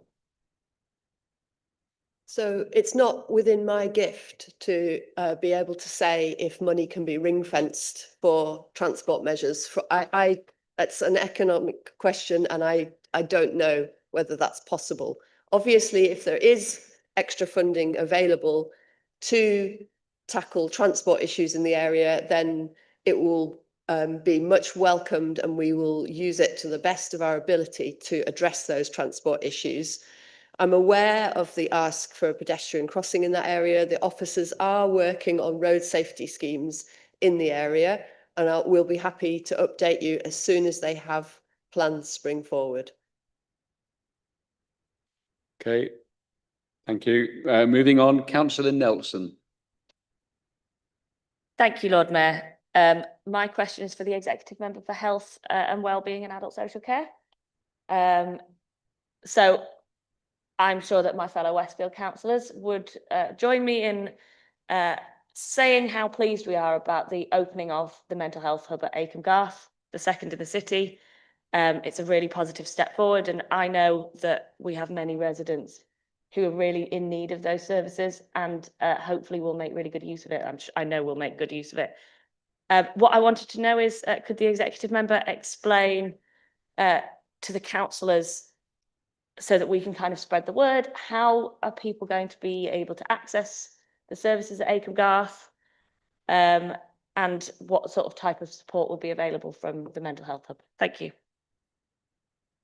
Thank you, Councillor Nelson. And yeah, absolutely agree. The second mental health hub opening in Acombe is absolutely brilliant for people that side of the city, given we already have one in the centre. I think that it really, really works towards fulfilling in the community, people being able to get that help and support when and where they need it, and reduce the likelihood for becoming long-term down the line problems that people have left becoming really, really severe. So in terms of accessing the hub, the plan is for these hubs to be open, this hub to be open 24/7. It is direct access, there's no referral needed, and within there are multidisciplinary teams. So what one person needs may be very different to what another person needs, but there will be support there from mental health services, as well as community support services, advice services, that are all there for the person to need and look at what is their major need at the time. There is no, it's not a time-bound service, so people aren't going to be told there's a number of times they can attend. So it's there in the community for the people to get the support when and where they need it. And I think we need to be really clear that there's no need for referral. They can turn up. That's fantastic. Thank you. Yeah, sorry, you don't have it. Okay, any other? Okay, Councillor Coles. Thanks. I just wanted to echo that, and also just acknowledge the fact that although we are celebrating the hub in the Westfield ward, it's actually in Acombe. We don't really like to give them very much, but this actually is in the Acombe ward. Really just to ask whether you can also add any details about how the hubs, in particular this second hub, but the other hubs as well, are contributing to the delivery of the council plan, and particularly around the health in all approach that the council's been taking. From my perspective as a Westfield councillor, it feels like a really important step in that direction in terms of prevention and trying to ensure that communities can access things close to where they live. But obviously this is part of a wider plan for the city, so if there's anything else she can say, that would be helpful. Yeah, absolutely. And this fits in really clearly with our One City for All plan of all residents living healthy, fulfilling lives. And I think it really goes in with recognition of mental health being as important as physical health, and there being mental health support in a community the same as there would be for someone to seek support around their physical health. People's quality of life will be greatly improved when they're able to access services that people have been asking for to be there. And we know that in other areas there's lengthy waits and it can be more difficult for people to seek support. Okay, thank you. I'm not going to take any more supplementaries on that particular question. Councillor Coles snatched the one option, the one opportunity. So I'm going to move on to the next question, which is Councillor Widdowson. Thank you, Lord Mayor. It's a question for the Executive Member for Transport. At the Executive Member decision session on the 22nd of April 25, the Council approved plans to consult on a city centre sustainable transport corridor, which includes potential changes to traffic movement across Ouse Bridge. Can the Executive Member please confirm when the consultation will begin and when the agreed scheme will be implemented, and what coordination will take place with the planned works on Lendal Bridge to avoid overlapping disruption in the city centre? Yes, thank you for your interest in this. I'm pleased to say that the consultation will be starting next week. And that the expectation is the consultation will run till early January, and that we will be then taking into account all the feedback from the consultation. And the aim is to put this start the scheme in the summer of next year, and it will be an 18-month experimental scheme. So throughout those 18 months, there will be opportunity for everybody to feedback on how the scheme is working and to tweak it if it's needed as we go along. The plan is to make sure that Lendal Bridge works are completed prior to any implementation of the Sustainable Travel Corridor. Obviously, we wouldn't want the two things overlapping. So that's exactly why Lendal Bridge is scheduled to start as soon as the Easter holidays have finished. Lendal Bridge works are anticipated to take 8 weeks. And then as soon as those have finished, we can move to implementing the Sustainable Travel Corridor. Thank you for giving us the timescales, but given those timescales, the transport corridor, if I've got my information correct, is funded through 2 million of BSIP funding, which was secured by the Lib Dems, and 200,000 in mayoral funds. Is there a risk that these funds will be lost given that timescale? No, we have had reassurance that we can do the scheme within those timescales, and that is acceptable with the funding. Yeah. Okay, Councillor Healy, supplementary. Thank you very much, Lord Mayor. The Lendal Bridge traffic management plan that is very similar to this was described as a trial. But at full council then, it was a trial that had no success criteria and no way of measuring the displaced traffic. Can we get something this time that's a bit more useful in helping the council and the city determine whether it's actually a good idea, particularly displaced traffic? So I'm not clear that that's really a supplementary, but I can reassure you that we will be monitoring the impact of all the aspects of this scheme prior to and during. So, for example, we will be starting to monitor not just vehicle movements, but also pedestrian and cycle movements prior to implementing the scheme, so that we understand the impact on all modes of travel throughout, not just the corridor, but as you say, the surrounding roads, and to understand those impacts as we go along. So yes, absolutely. Measuring, monitoring and assessing the success of the scheme is a very important part of it. Thank you very much.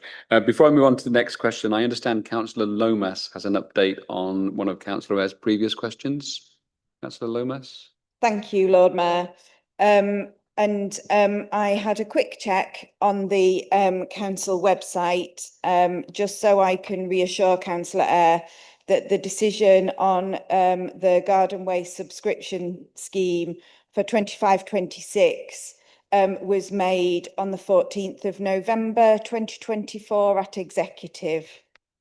No, I've sought advice, Councillor. I can't, we're going to move on because essentially that was an answer to one of your questions. You don't have the right to ask.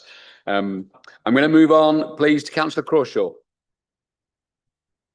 Thank you, Lord Mayor. This is a question for the Exec Member for Housing, Planning and Stronger Communities. And I'd like to ask Councillor Pavlovic about communication on community safety. And this follows a public meeting that we held in Micklegate Ward on Monday, called by the 3 ward councillors, following a quite significant rise in frequency and severity of antisocial behaviour. As you're aware, we've had a spate of arson attacks, which are particularly concerning the local community. The observant amongst you will have noticed that I was late attending the first meeting this evening, and that's because I was attending another arson attack in the allotments. I make that the 13th shed that's been burnt down since September. over 100 people turned out, and one of the key messages that we got from that meeting was concern around communication between the various different agencies that are involved, whether that's police, fire, the council's own community safety, schools, youth services, and the wider community. And I just wondered what role the council can play, and from your perspective, in ensuring that we have good communication so that everybody is all speaking from the same page. Yeah, thank you, Councillor Crawshaw. And your concern about the spate of fires and arsons, significant in your ward, but happening across the city, is something that's a great deal of worry for all council departments, as well as the police, as well as the Deputy Mayor for Police and Fire. You raise a really valid point that in the many meetings that I've had with the Community Safety Partnership, with the police, with children's services, and sadly we know, or we strongly suspect, that it's predominantly young people that are engaged in this behaviour. Is the information through flow and sharing is not where it should be. We're really trying, and we really try to bring processes in through the formal process of the Safer York partnership, but also as tomorrow itself, there's a multi-agency, multidisciplinary meeting around youth crime and youth exploitation.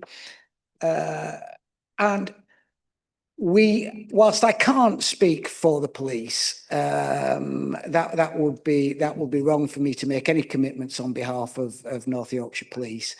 I can say that agencies will endeavour to do everything that they can to engage with ward councillors and with community groups and stakeholders. It's the ward councillors, not just in your ward, but across the city, that we need to be disseminating information, and also helping us to identify those individuals that may be involved with this level of offending.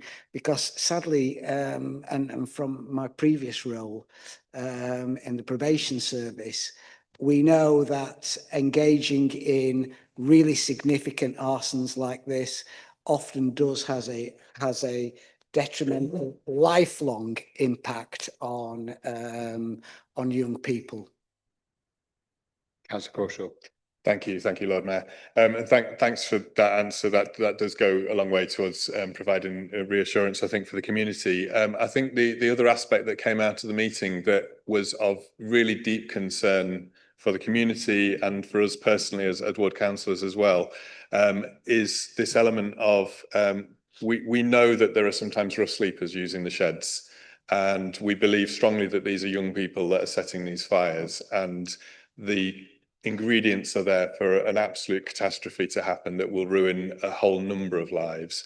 And I just wondered if there's anything specific, work with the navigators, for example, that could be done just to do all that we can to ensure that we're keeping those different communities away from danger. Yeah, absolutely. And the navigators, as we know, don't just work in the city centre, they work across the city. They are advising rough sleepers of the dangers. But as I said in my previous answer, you know, those far-reaching consequences of setting fires may go far beyond thrill-seeking and lead to tragedies. I do have real concerns that rough sleepers who are using those sheds may not be aware of the problem.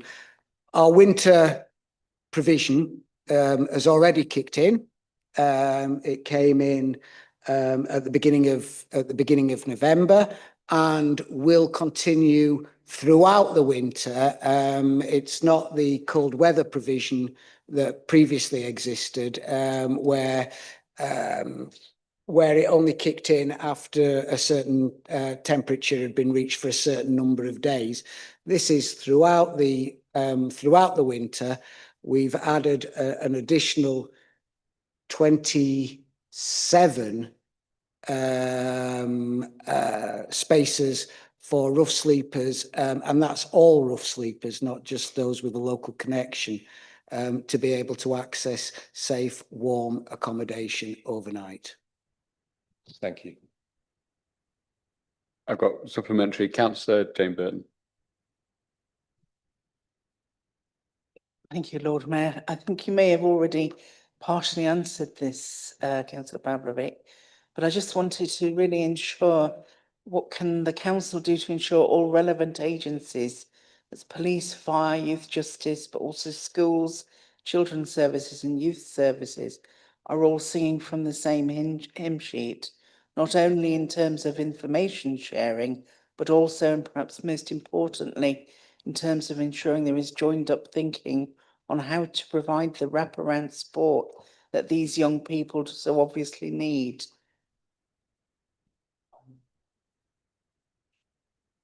Yeah, thank you. I'm not going to repeat what I said because we want to try and keep this as brief as we can. Councillor Webb is working incredibly closely on this. I don't know whether he's going to be allowed to make comment about what children's services are doing in respect of wraparound support. No, can I ask Councillor Webb to comment on it? No. No, probably not. So basically, we are working together. Tomorrow's conference is part of that, but we know that it's not just around the offending and the behaviour. It's around ensuring that young people have meaningful activities, that they have opportunities, and education and awareness setting. And that involves schools, it involves youth workers, it involves children's services, it involves the police, and it involves the council and the council's communities teams. And that's why I'm particularly keen that the neighbourhood model, when it's introduced, will bring that wraparound holistic support to all residents, but including young people, as it's relevant to the question that you've asked. Thank you, Councillor Pavlovic. Members, that concludes our time of questions. We've managed 8 questions there. I'm always looking at ways in which we can do this section better, and I will be engaging with group leaders with other possible solutions to do this. But again, if I can thank those members that asked the questions, thank those executive members that tried to keep their answers brief, and my apologies to the 4 members who had got pre-arranged questions that you weren't able to ask. Moving on to item number 9, scrutiny report of the Chair of the Corporate Scrutiny Committee. And I invite Councillor Fenton, Chair of the Corporate Scrutiny Committee, to move receipt of his report as set out in the Council papers. Councillor Fenton. Thank you, Lord Mayor. Happy to move the report. Just one comment that didn't feature in my report. At the Corporate Scrutiny meeting this coming week, picking up a point that was raised earlier, there is a paper on how we manage council motions and how we ensure that motions are tracked and actions are followed up. So hopefully that will give members confidence that when they do propose a motion that there is increased visibility as to what's happened to it. Thank you. And do I have a seconder? Okay. Does anybody wish to debate the report, or is council happy for us to agree? I don't see any hands for debate, so I'm assuming that's just a nod that we can agree that. Yeah, thank you very much. We'll now move on to the next item, item number 10, appointments and changes to membership. We now come to item number 10. Do I have a council agreement to note the appointment and changes to the membership set out at the council agenda? Yeah. Okay, thank you, members. Item number 11, recommendations of executive. And I invite Councillor Lomas to move the recommendations of executive arising from its meeting held on the 2nd of September in relation to the capital programme Monitor 1 2025-2026, the details of which are set out in the council agenda pack under agenda item number 11. Councillor Lomas. Moved, Lord Mayor. Okay, thank you. May I have a seconder for that recommendation? Seconded, Lord Mayor. Thank you, Councillor Douglas. I now invite debate on the recommendation. Please indicate if you wish to speak, and when called upon, say clearly which recommendations you wish to comment upon. Councillor Eyre. Thank you, Lord Mayor. I'd understood that we were going to move each one separately, but my intention is to speak on 11A. I spoke to the monitoring officer previously, who said they were going to move each one individually, but that's... Yeah. So we're talking about 11A at the moment. Yeah, 11A. Okay. I'm sorry, I'm struggling up here to hear. It's not ideal. I know other members have commented about the acoustics. I know that our tech team are doing everything they can and save me wearing a pair of headphones, which I refuse to do. I'm going to struggle through to the end of the meeting, but sorry, carry on, please, Councillor Eyre. But to be clear, I think it's 11B, the reference to Ordnance Lane, is the one that I wish to speak on. So, for clarity, we are committed to delivering genuine, affordable homes. I'm sure you may seek to misrepresent these comments as being against this ambition, but it's essential that these homes are genuinely affordable, not just the bare minimum to meet the very... Sorry, Councillor Eyre, forgive me. Yeah, so we will come back to you for 11B. So does anybody wish to speak on item 11A? Sorry, it really isn't easy for me with the hearing. I can't hear or see anybody indicating they want to speak on 11A. So we'll now move. Forgive me. Right. So is everybody comfortable to accept that recommendation at 11A? Sorry. Yep. Yep. That's fine.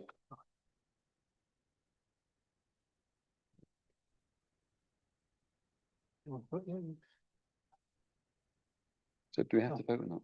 Centre of the meeting, but so members, look, the sense is that we agree, but if a member wishes us to have a vote, I'm more than happy to move to a vote. So just happy to agree. Okay. Thank you.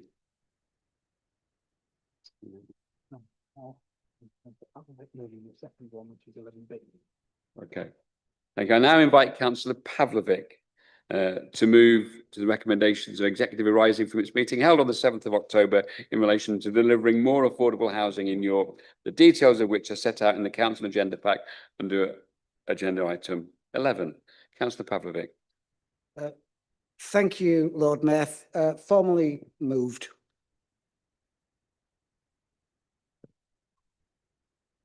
Yeah, and can I have a second? Sorry. Can I have a second to that recommendation? I was mumbling with the mic off. Thank you, Councillor Douglas. And I invite debate on the recommendations. Please indicate if you wish to speak, and when called upon, say clearly which recommendation you wish to comment. Councillor Eyre. We'll try again. And can we try to never have executive and full council 3 days apart, because it's an absolute man. But so to be clear, we are committed to delivering genuinely affordable homes.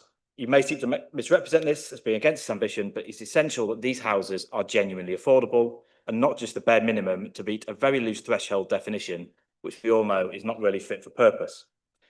We did call this decision in for further scrutiny, and we still believe that that call-in is valid. Our local housing needs assessment is clear. The requirement for affordable homes is an 80-20 split in terms of rental over shared ownership. The report there is clear in the conclusion that the analysis suggests there are many households in York who are being excluded from the owner-occupied sector. This suggests that a key issue in the city is about access to capital, as well as potentially mortgage restrictions. People will be staggered to discover that our local housing needs assessment looked at a total monthly cost of between £625 per month for one-bedroom flat up to £1,100 per month for a 4-bed home.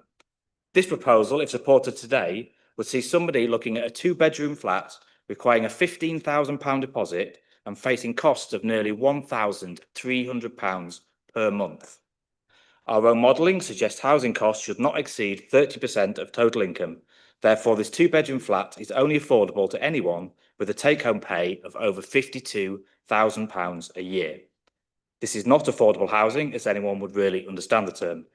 We therefore cannot support the proposal as is and urge the administration to give this further scrutiny before going to tender.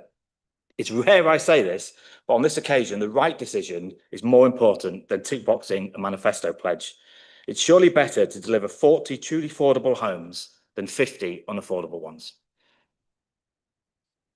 Councillor Pavlovic, do you wish to reply?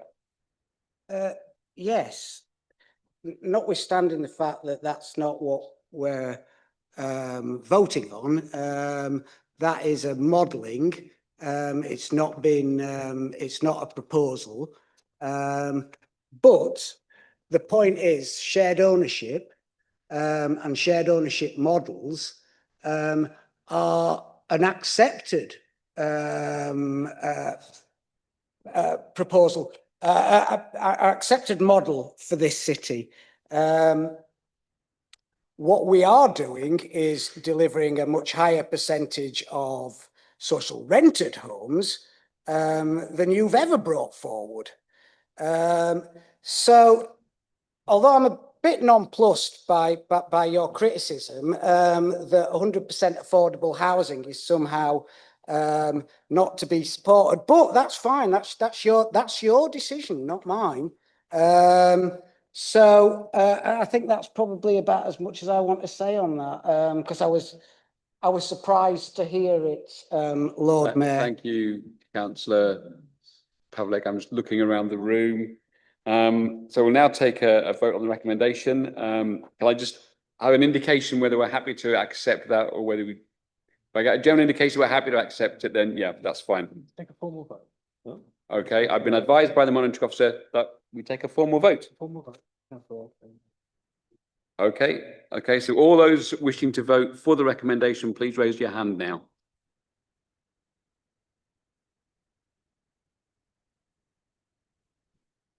Thank you, Mama. Okay, and those voting against the recommendation, please raise your hand. And then any abstentions, please? Oh, not no. The result is 17 abstentions. and the Point of scrutiny. That makes it 24 in favour. That'd be great. So 24 in favour, 18 abstentions. The recommendation is therefore carried. Now invite Councillor Lomas to move recommendations of the executive arising from its meeting held on the 4th of November 2025 in relation to the capital programme Monitor 2 2025-2026, the details of which are set out in the council agenda paper under item number 11. Councillor Lomas. Moved, Lord Mayor. Okay, can I have a seconder? Seconded, Lord Mayor. Okay, and I invite debate on the recommendations. Please indicate if you wish to speak. Okay. Yeah, so again, I don't want to take a vote on this unless a member requires me to, but can I just have an indication? I'm happy to accept that recommendation. Yeah, lovely. Thank you.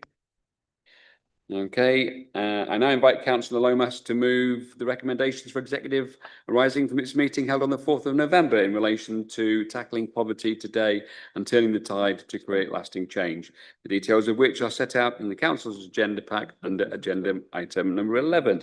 Councillor Lomas. Thank you, Lord Mayor. I'm really pleased and proud to be able to move this. It's a really important strategy, really important actions for our city, and I do hope that everyone will support it in its efforts to move our city and its residents away from poverty. Okay, thank you, Councillor Lomas. Do I have a seconder? Seconded, Lord Mayor. Thank you, Councillor Douglas. I now invite debate on the recommendation. Please indicate if you wish to speak. Okay, don't see any there. So again, can I just take an indication that you're happy for us to accept that recommendation? Okay, that's fine. That's accepted. Thank you, members. I'll now move on to the next item, which is item number 12. The Community Infrastructure Levy. I now invite Councillor Lomas to move the recommendations in relation to the Community Infrastructure Levy, the details of which are set out in the Council's agenda pack under agenda item number 12. Councillor Lomas. Thank you, Lord Mayor. And in moving the recommendations in this report, I want to pay tribute to all of the work that has been done by officers to move us from the difficult position of not having a local plan through to adoption of a local plan, through to now a proposal for the Community Infrastructure Levy, which will bring much needed investment into the city and enable us to work closely with developers to ensure that where people develop in our city, and we want them to develop in our city, that they're also contributing to the essential infrastructure that supports those developments now and into the future. Okay, thank you, Councillor Lomas. Do I have a seconder? Yeah. Oh, thank you, Councillor Pavlovic. I now invite debate on the recommendations. Please indicate if you wish to speak. Councillor Stewart. Thank you, Lord Mayor. Yeah, so I'm afraid we're going to abstain on this, okay, which is never the sexiest vote. But from our point of view, it just seems quite underwhelming, the whole SIL in the report. We obviously are where we are, and as I understand it, we've got two options of adopt this, have this as a SIL level, or we don't, and we get no SIL money. So we clearly wouldn't want to be in the second of those positions, but we do just think it's underwhelming. The report refers to the fact there's an infrastructure required of 1,000 billion for the development of the local plan, and it talks about this report, this the SIL will address 19 million out of it rather than 40 million. So really is a drop in the ocean, and we're going to be obviously 381 million pounds short potentially. And just really feel that we're not asking developers to pay as much as they should be doing. And that's a real problem. I appreciate it goes through all the various sort of stages, and I appreciate a lot of it is the inspector, coming down with their view on where things should be. But talks about a 20% assumed gross profit for developers. That's pretty generous. We are leaving quite a bit in there for these house builders, and then we've got all sorts of exemptions. So if I was to build a £4 million mansion myself, it would be entirely exempt. It's not immediately obvious why that should be, not that I've got any plans to. On-campus student accommodation is entirely exempt. Again, I would think we're going to get the same level built if we had a SIL on that as if we didn't.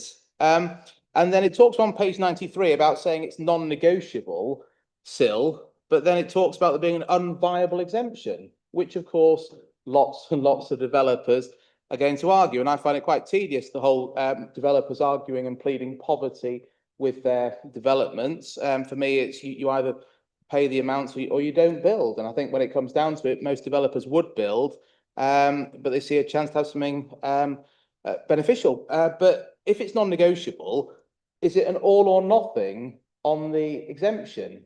Do you say you just can't make it viable and you have no SIL, or is there some sort of margin, which just seems a bit strange to me? And then finally, the time to come in. Well, the time to come in is the 1st of February because the report says it'd be very difficult to bring it in sooner. I don't see why it should take several months. And I'm thinking of, for example, there's numerous things, but one would be when the Labour government did the banking bailout deal. Brilliant, very sensible policy. That wasn't with months' notice. That was literally a few hours. And if you can save the nation's banking system in a few hours, I'm sure we can implement the exact way SIL will work when the basis is there in sooner than 3 and a bit months. So all in all, just a bit too underwhelming, and that's why we will not be supporting it. Thank you. Okay. Councillor Pavlovic, I think your hand was up. Thank you, Lord Mayor. Firstly, before I respond to Councillor Stewart's points, I just want to say that it's really positive that the independent inspector accepted that charging a community infrastructure levy would be sound. And like Councillor Lomas, I'd like to acknowledge and give huge thanks for the very hard work that officers have put into this for a number of years since it was first proposed as part of the local plan hearings in 2022. Although the inspector did not agree with everything that we proposed, the prospect of an additional expected 19 million in developer contributions coming into York for infrastructure projects across the city, unlike the Section 106 system, which can only be allocated to mitigate the impact of a specific scheme, is something that we should all be supporting, in my opinion. By agreeing to the implementation of SIL, Council will mark another positive development for the future growth of York to go alongside the adoption of the local plan. We can plan infrastructure investment more effectively, knowing that SIL funding will be available. We also want to ensure that funding received comes earlier in the lifetime of this development, and the recommendation to delegate the review of the instalment policy will enable that to happen.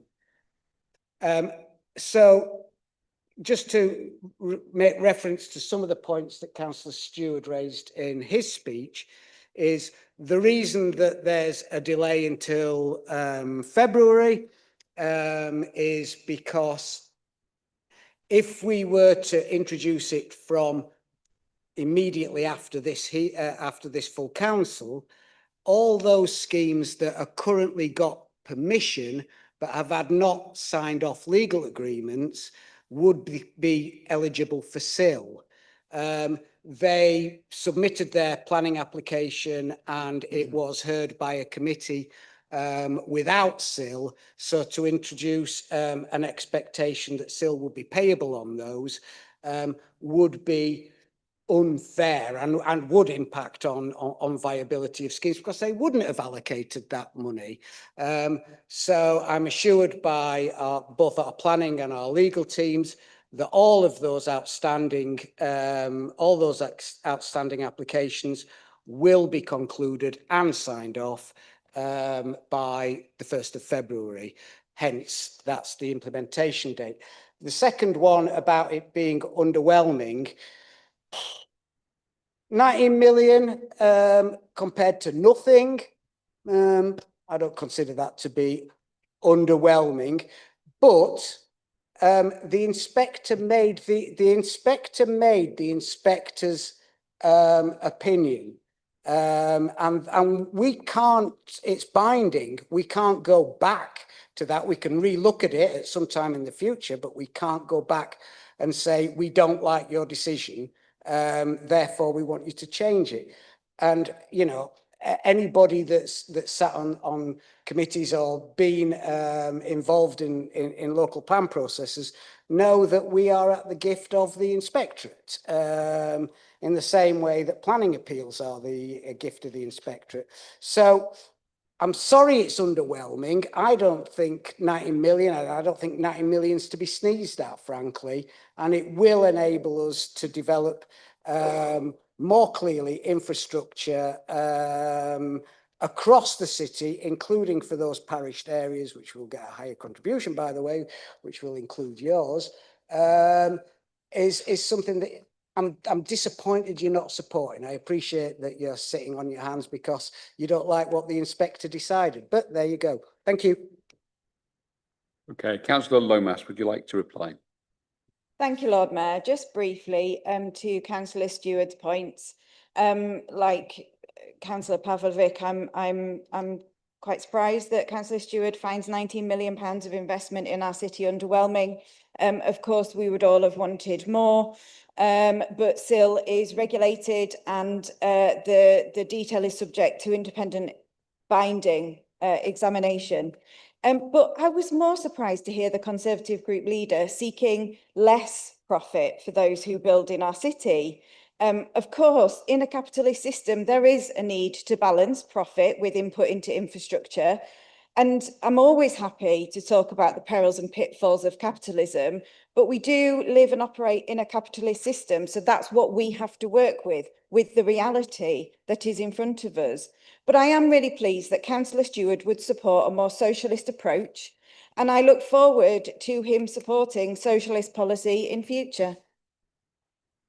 Okay, thank you, councillor Lomas. I'm now going to take a vote on the recommendation. So please, all those wishing to vote for the recommendation, please. Very, very quickly, councillor Stewart. Thank you, Lord Mayor. But I shouldn't have to explain socialism to the Labour Party, but socialism has nothing whatsoever to do with the level of profit you make. Socialism That's is not, about councillor Stewart, that's not a point of order. of the means of Councillor Stewart, that's not a point of order. Councillor Stewart, Councillor Stewart, that's not. is. Let's move to the Thank you, vote. Mayor. Please, all those wishing to vote for the recommendation, please raise your hand.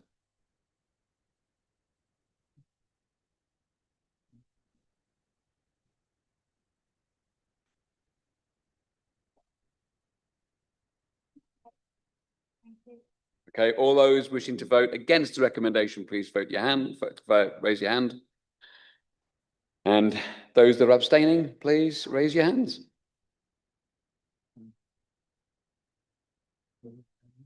Yeah. Four abstentions, 38 in favour. So there are 4 abstentions, 38 in favour. The recommendation is therefore carried. Members, we're now going to take another break. I'm just aware before we do that there are a number of you that are starting to put kind of outer garments on. The temperature does seem to have dropped. We're going to speak to the facilities people here, see if we can get the heating back up again. Yeah, I've got the nod from the chap upstairs. If we can be back in our seats to begin again at 9 p.m, please, 9 p.m.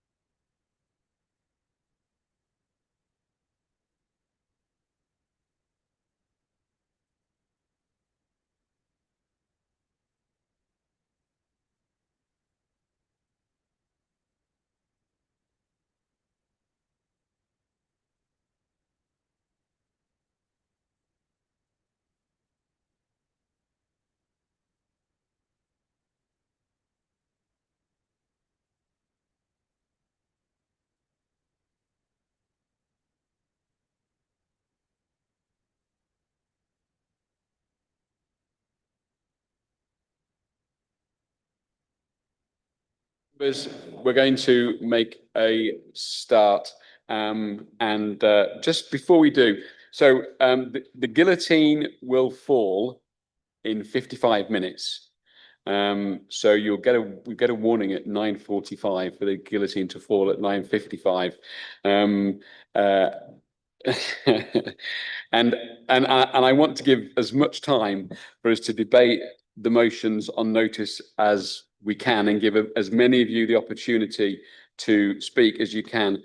Again, I don't particularly want to rush anything, but if I do move to a vote, if I bring the particular debate to a close on a particular motion, please bear in mind it's because I want to be fair to everybody that we get the motions through and we don't just nod them through. With that in mind, item number 14, motions on notice.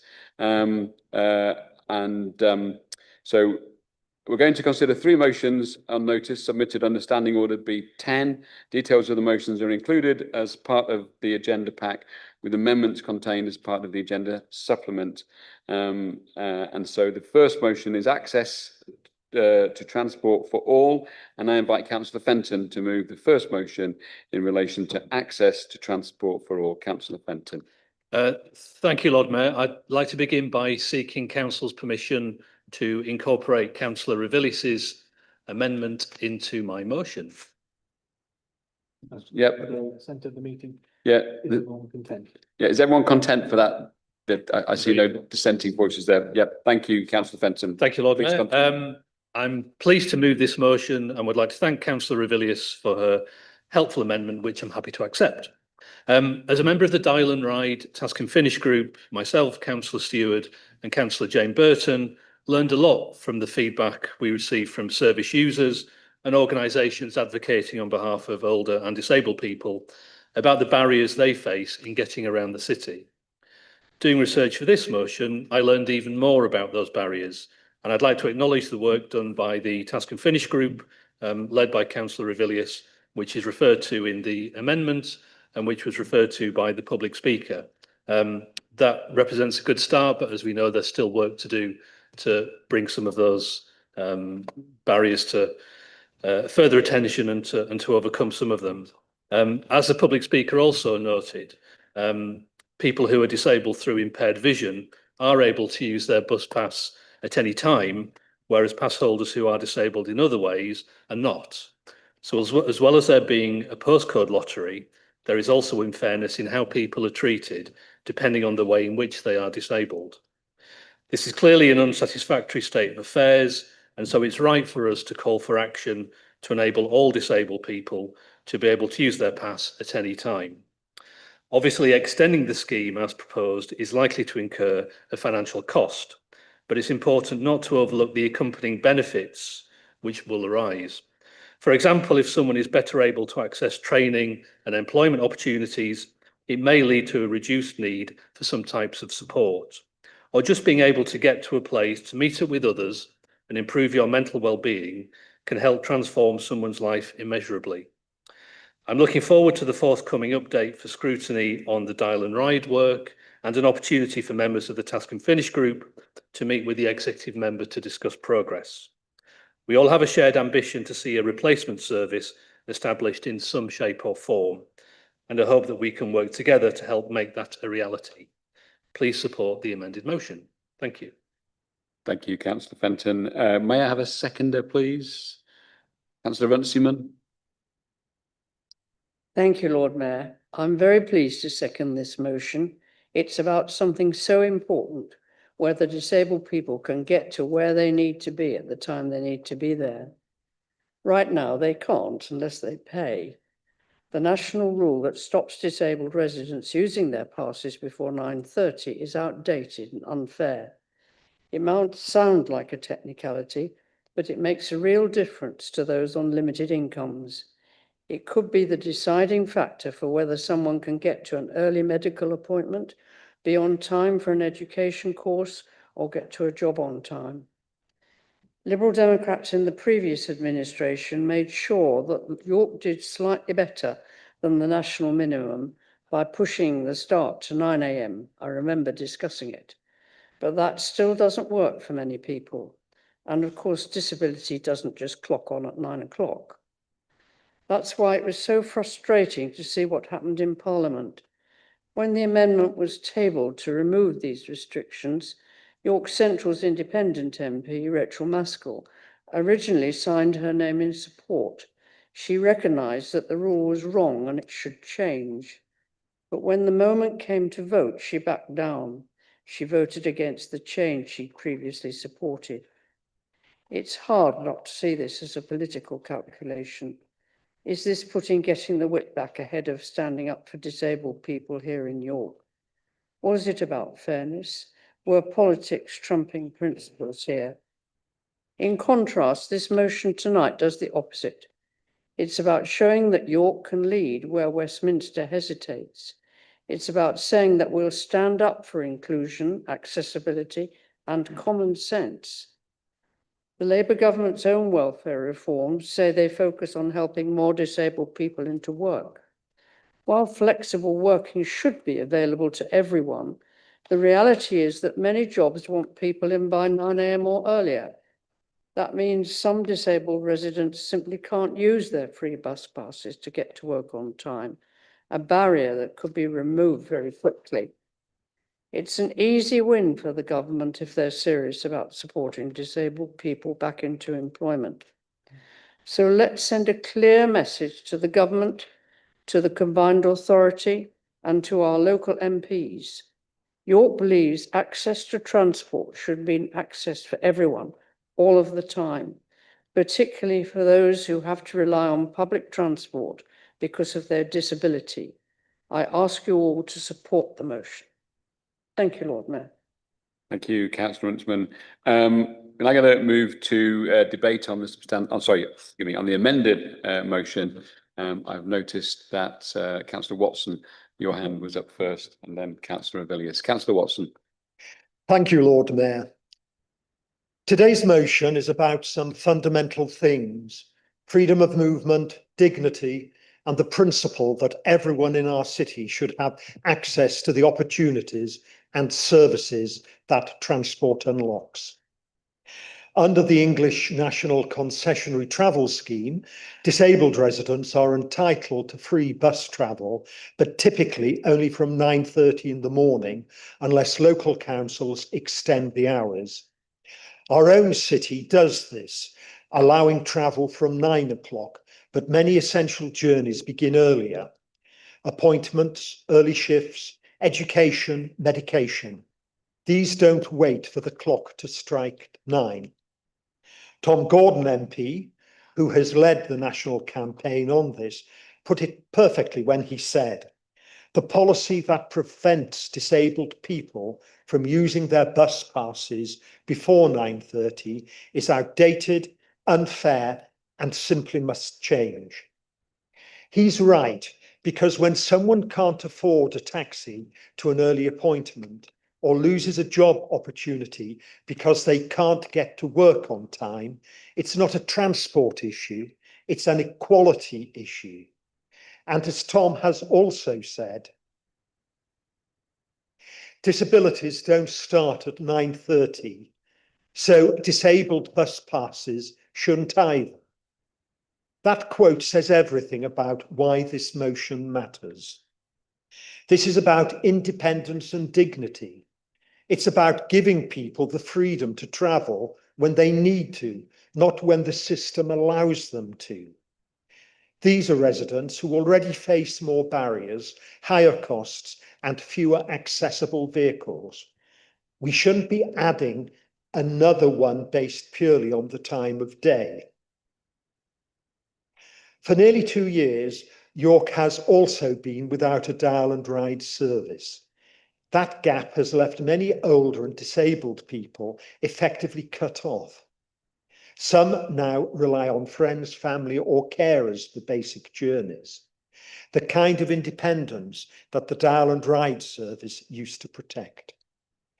So this is our chance to say clearly that we support the removal of these national time limits and to push for York to go further locally.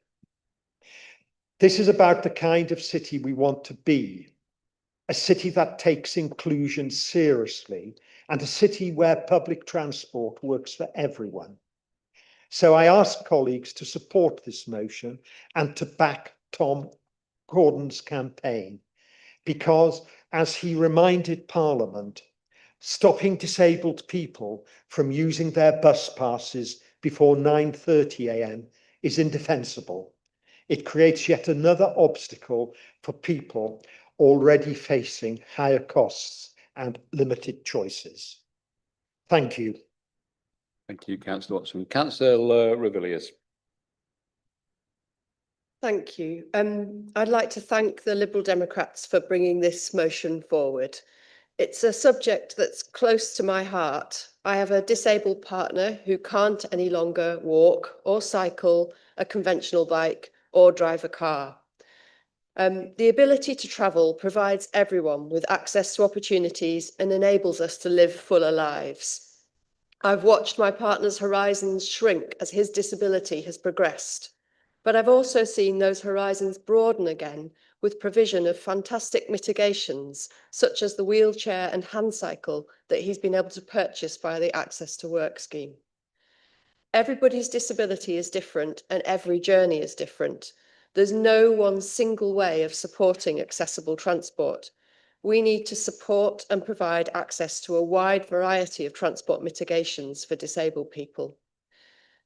Disabled people's bus passes and community transport services such as Dial and Ride provide important mitigation for those who have fewer choices in how they travel.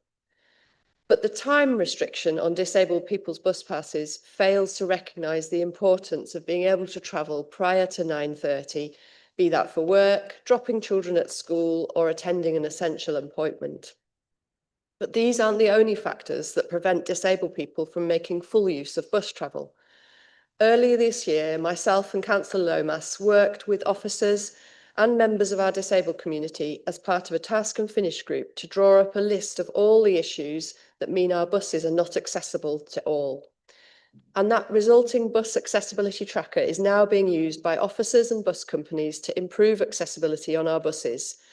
And York's council officers have already delivered hundreds of accessibility improvements at our bus stops across the city. I was sorry to hear the disappointment of our public speaker, Flick Williams, earlier, and would like to reassure her that the work with the tracker is ongoing.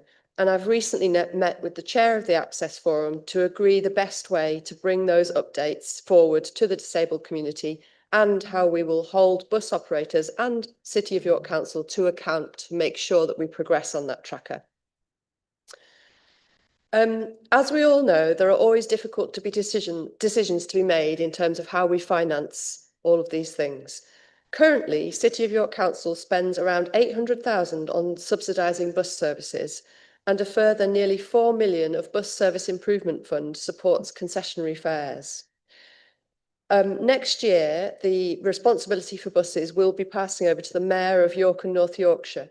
So that responsibility will be handed over to him in terms of socially necessary transport and any decisions around extensions of disabled persons' bus passes.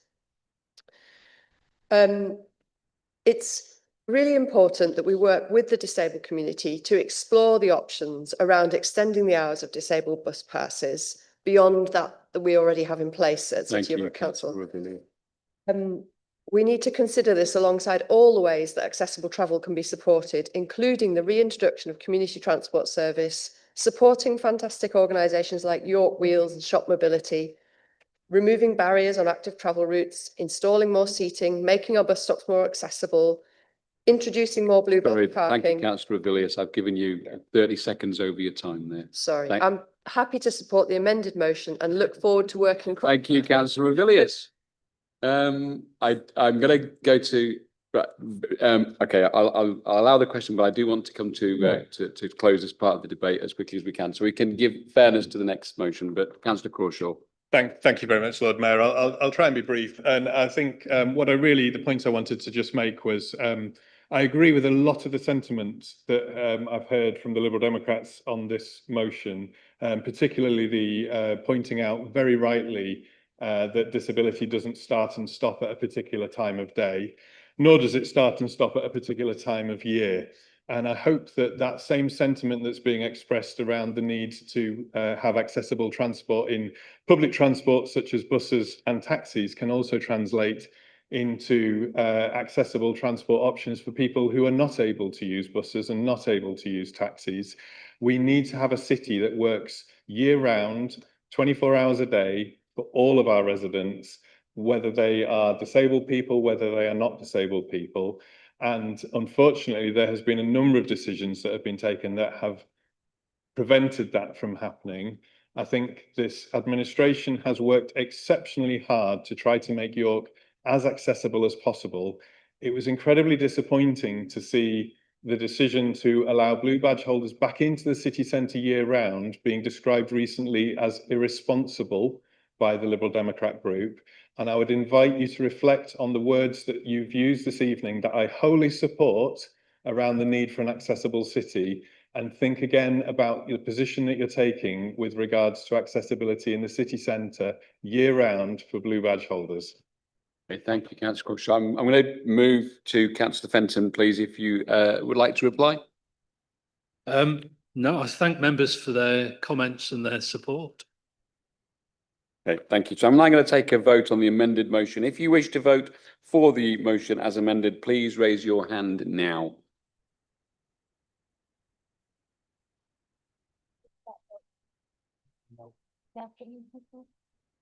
Okay, thank you.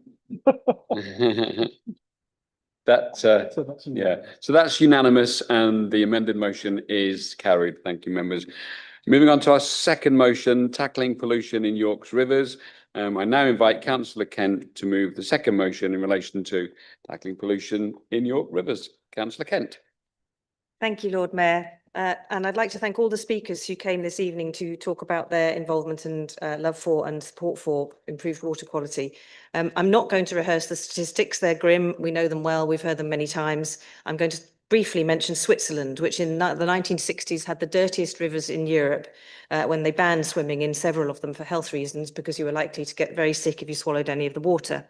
It took a tragedy and an outbreak of typhoid in Zermatt in 1963 to make things change. By 1971, they'd enacted a wastewater treatment law, and moving on some 40 years, in 2016, Switzerland was the first country to enforce legislation to clean up drugs and other chemicals in its waterways based on the precautionary principle.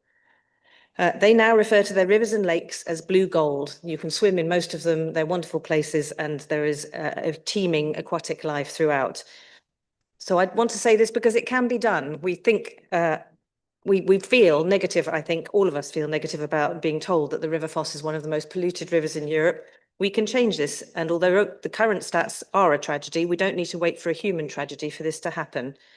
Whoever owns or manages our water system, this is the how. We enact mirror legislation from the EU on the polluter pays principle, so that the system of private profit being extracted and the public being left to pay clean it up is ended. We properly support the Environment Agency to enforce and monitor this, because otherwise we're left with the typical enforcement gap that you can have legislation as nice as you like, but nothing happens if you don't monitor and enforce it. We need the modernisation of a chemical assessment, which in some cases is over 35 years old, meaning many modern chemicals, including PET flea treatments, are not included. We ban forever chemicals as soon as possible, finding that they've been discovered in 99% of sampling locations across Yorkshire is horrifying. And we make a strong commitment locally to support the project, Aqua Project and EcoMix that York University is doing. We help publicise the local efforts, we raise awareness of water pollution challenge, and we share guidance with residents.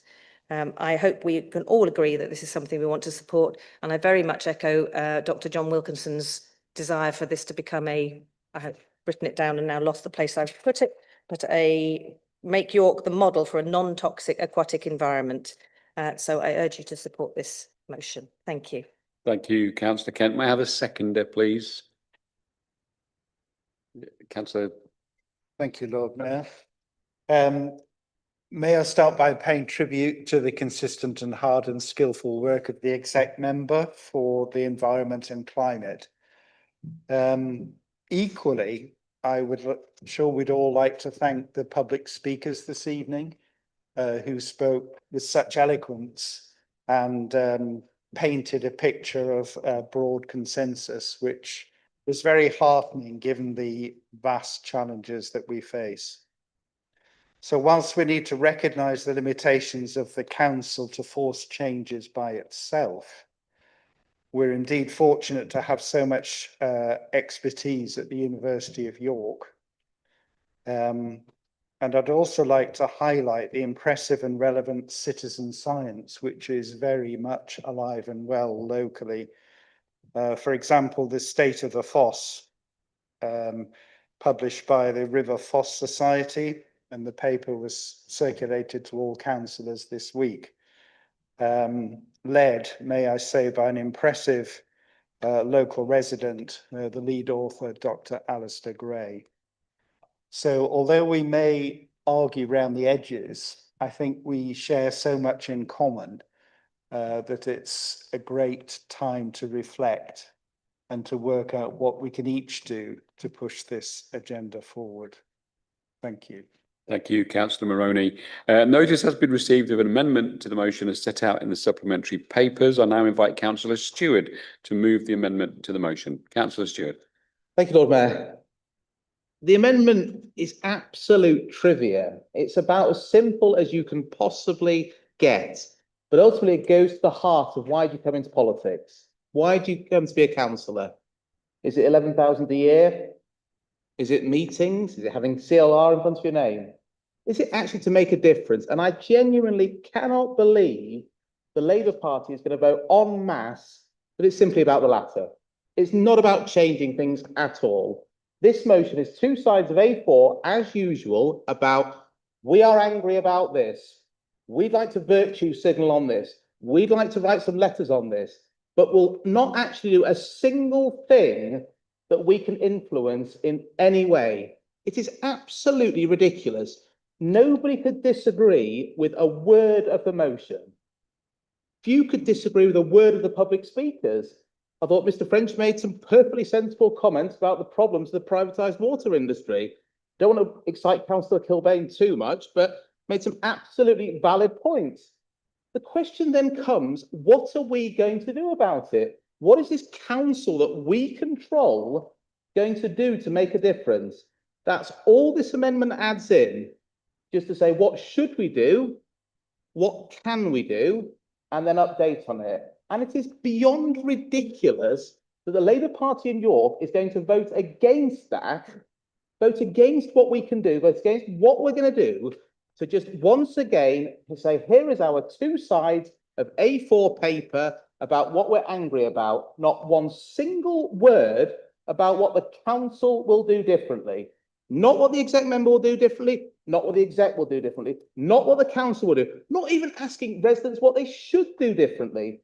It is utterly ridiculous. I genuinely don't know why people come into politics, sit here for this utter nonsense of virtue signalling rather than try and improve things for residents. So good luck with your letter writing. Let's get the vote on the amendment out of the way and then it can be binned. But it's utterly absurd. Thank you, Councillor Stewart. Do you have a seconder? Second reserve the right. Thank you, Councillor Collins. I now invite debate on this. Members, if you'd like to speak, if you can just indicate.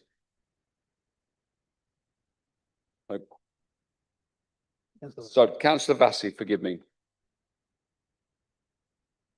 Thank you, Lord Mayor. I don't really want to associate myself with the dramatic performance Councillor Stewart has just done. But what's engendered in what he's asking for, I do support, and I just want to put forward a solution to have it on the record as something that we can look at in this city. So in this country, one of our big problems is that stormwater and sewage go through the same pipes. If you go to France, that's largely not the case. Part of the reason we have all this sewage flooding our rivers is that whenever there's a big storm event, the water overflows the drainage system and the sewage pours into the rivers. So I made a film once in Augustenburg in Malmo, where they have green roofs and rainwater soakaway stormwater systems in the whole of that development. When it rains, the water's trapped in the roof and comes down slowly after it, it evaporates up at the top. The water on the roads goes into soakaways on the development that provide habitat and biodiversity and slowly evaporates. I can't see any reason why this city can't create a SPD special planning document requiring all developments of more than 20 houses to ensure that all flat roofs have green roofs on them, and that all the road networks in major developments, in larger developments, have soakaways built in as a matter of course to reduce the amount of water going into the sewage system or into the drainage system. That doesn't solve all the problems here, but I think it's something that we could do now we've got a local plan to help our city do better and to alleviate the problems that are caused by storm events, bearing in mind that we all know we're going to see more and more of these as climate change happens. So by all means, let's petition government, but let's also see what we can do with our planning system. Thank you. Councillor Basie. Councillor Fisher. Thank you, Lord Mayor. I welcome this motion and the amendment. It follows on from Councillor Widdowson's motion, Clean Up York's Rivers, which was passed at Council on December the 16th, 2021 and contains 7 major proposals, some of which are duplicated here. We can rightly lambast the water companies for their outrageous salaries, bonuses and shareholder dividends. Privatisation of the water industry has left many water companies in foreign ownership and they have no interest in the residents, just profit. Think of the improvements which could have been made with the billions paid to shareholders. Strensall could get rid of the Victorian combined surface water foul sewage system, which results in raw sewage entering the Foss in storm conditions. I have videos on my phone if anyone would like to see it for proof. The Foss used to be a jewel. It runs about 200 metres from my house. I walk it regularly. It used to be full of otters, kingfishers, water voles, dragonflies and many big fish. It has suffered appallingly this year, as many public speakers have pointed out. There are no otter sightings. The kingfishers left in May without breeding and most large fish have disappeared. Weed growth fertilised by phosphates and nitrates runoff from Walbot sewage works have thrived and almost blocked the river channel at times. It's not just the water companies that need reform. TFA, trifluoroacetic acid, is one of the forever chemicals which take extremely long times to break down. TFA is like acetic acid, which is vinegar basically, but it's its evil big brother. It has some horrible effects.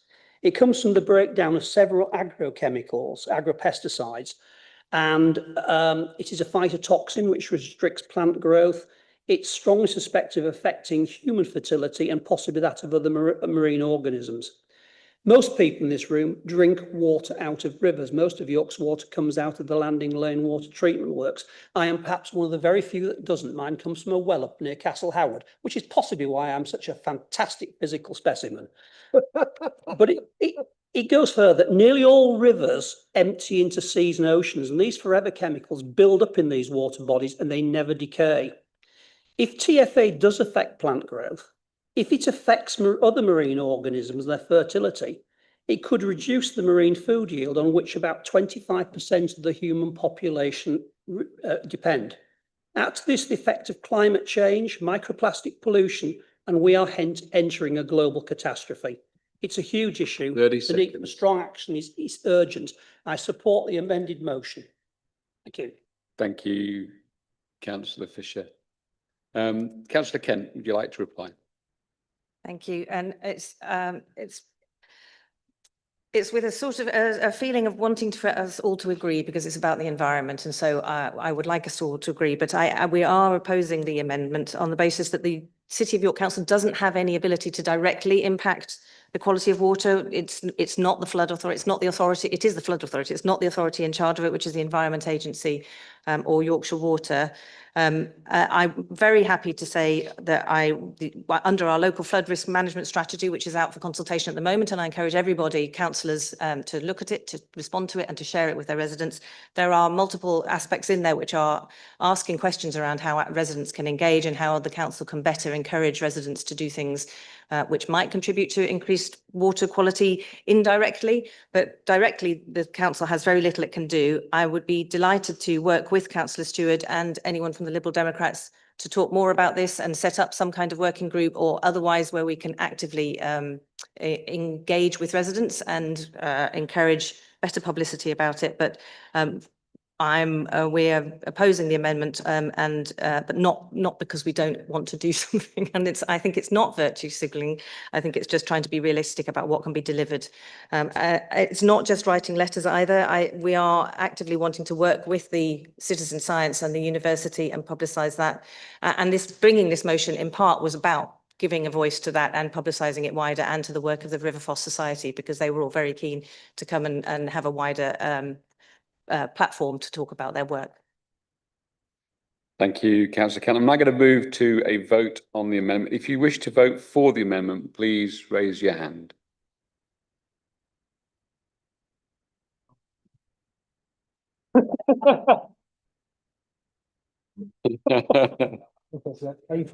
Amazing. Yep.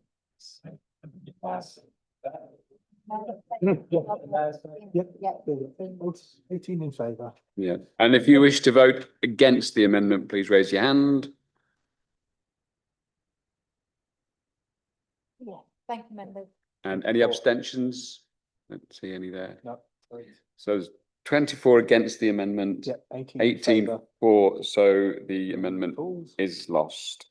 Members, we are 24 minutes away from the guillotine, so I'm going to invite debate on the unamended motion. Anybody wish to speak, please? Councillor Widdowson.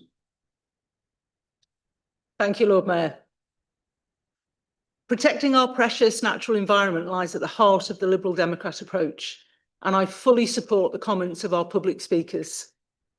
Everyone in York should be able to enjoy open green spaces and clean blue rivers, yet today the Ouse and the Foss are amongst the most polluted in the country. Last year alone, storm overflows discharged sewage into the Ouse for more than 16,000 hours and into the Foss for more than 3,000 hours. That's the reality behind the national sewage scandal. Rivers turned into open sewers while Yorkshire water bosses pay themselves millions in bonuses. The motion rightly highlights the outdated 91 wastewater regulation that the UK still operates under, while the EU has moved forward with stronger rules on pollution and accountability, and we've been left behind and our rivers are paying the price.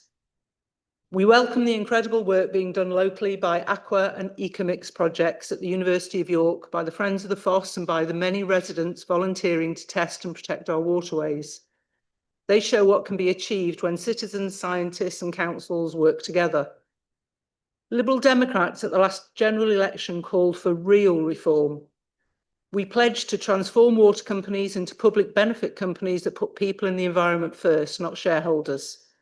We pledged to ban bonuses for water company executives until the discharge and leaks were stopped. And we pledged to replace Ofwat with a tough new regulator that has the powers and the will to prevent sewage dumping.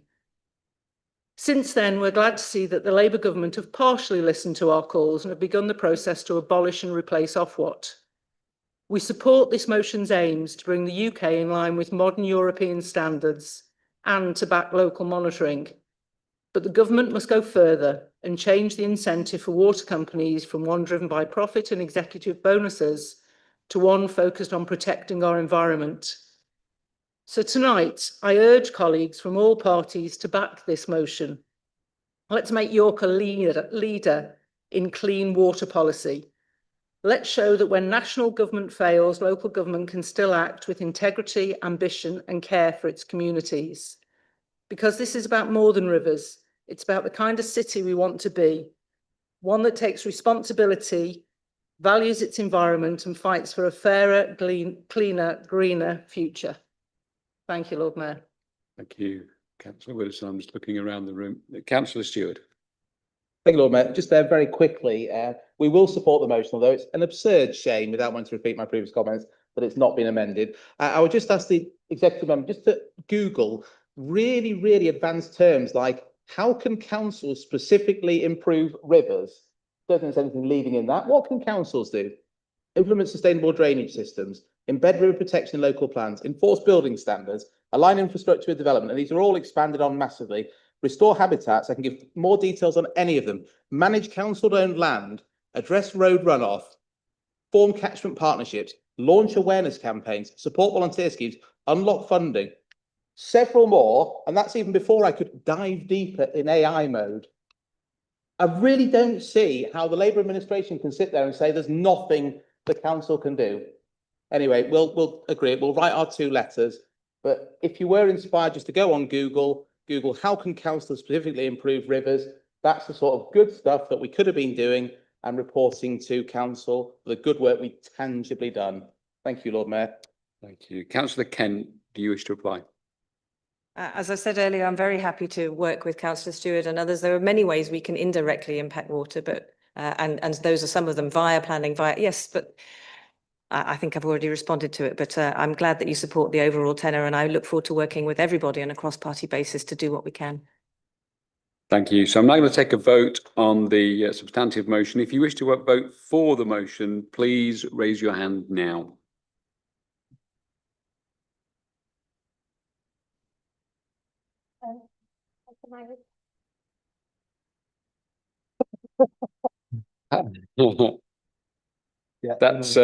That's unanimous, and therefore the motion is carried. So we're going to move quickly on to our third motion. I invite Councillor Baxter to move the third motion in relation to enhancing the benefit of devolution for York. Thank you, Lord Mayor. Before I start, I'd just like to draw members' attention to my register of interest, as my partner works for the York and North Yorkshire Combined Authority. Councillors, I'm very proud to move this motion today because it speaks to something that many of us in this chamber care deeply about, bringing power, funding and decision-making closer to the communities that we all represent. For too long, York and North Yorkshire lagged behind other parts of the country when it came to devolved powers. Meanwhile, regions with strong Labour leadership like West Yorkshire under Tracy Brabin and Greater Manchester under Andy Burnham have shown exactly what can be achieved when local leaders are trusted to shape local priorities. They've delivered record investment in public transport, introduced game-changing homelessness programmes and redirected money seized from criminal activity into community safety groups. That's the power of devolution done properly. The establishment of the York and North Yorkshire Combined Authority last year marked the start of us being able to do the same, and already we are seeing the results. Millions of new funding for York has already been unlocked, including more funding to progress affordable housing schemes such as Ordnance Lane, Lowfield Green, almost £7 million through the Net Zero Fund to support renewable energy schemes like Alex Lyon House and Honeysuckle House, and nearly £17 million to deliver over 1,100 affordable homes on 17 sites across the region, focusing on brownfield land and social rented homes. Funding from government spread over 30 years gives us long-term certainty to plan and invest for the future, not bid from one-off pots to one-off pots. Our own Labour Mayor, David Scaife, is already demonstrating how devolution leads to better outcomes rooted in local priorities. His High Street Fund is delivering direct investment into places like Haxby with the Christmas and Easter events, and creative placemaking with the Walmgate Reframed scheme, which will support independent businesses and back community-led regeneration. That's £2.3 million of extra investment into York, into our high streets, decisions made here for here. Now we have the opportunity to go further. The Labour government's English Devolution and Community Empowerment Bill opens the door to the biggest expansion of local powers in a generation. The move towards strategic authorities ends a piecemeal, area-by-area deal-making of the past and sets out a long-term national framework for regional investment. This will allow us to make the case for additional powers, such as the much sought-after ability to introduce a tourist levy and regulate short-term holiday lets, tools which would help address the housing pressures in York's neighbourhoods. Because we as Labour councillors believe something very simple: Local leaders know their communities best. That has been proven in West Yorkshire, proven in Greater Manchester, and it's now been proven here in York and North Yorkshire with David Scaife. So Council, I ask you to back this motion to support moving at pace towards established mayoral strategic authority status and to demonstrate clearly that York is ready to shape its own future. This is about housing, jobs, climate action, thriving high streets and stronger communities. It's about bringing power home here to York. Thank you. Thank you, Councillor Baxter. And do I have a seconder? Councillor Whitcroft? Second and reserve the right. Thank you, Lord Mayor. Thank you very much. Notice has been received of an amendment to the motion set out in the supplementary papers, and I invite Councillor Hollier to move the amendment to the motion, please. Thank you, Lord Mayor. This amendment is about grounding the warm words on devolution in the reality of delivery, because residents don't just want to hear about new powers, they want to see tangible improvements to transport and accessibility here in York. Devolution should mean doing things better and faster locally, but the reality in York right now is quite the opposite. Under Labour's watch, key transport projects have stalled, been scaled back, or simply failed to materialise.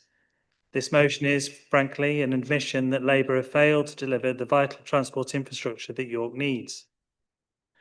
Take the Outer Ring Road dualling scheme, years in the making, widely supported and essential to tackling congestion and improving air quality.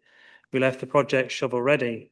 Labour came to power locally and nationally, delayed the project for 2 years and was surprised that their dither and delay has ballooned costs. Yet where is the Mayor? He has the authority and the power right now to commit the funding to plug Labour's black hole. Then there's Haxby Station. After years of promises, funding secured, removed by Labour and restored again, we're still waiting.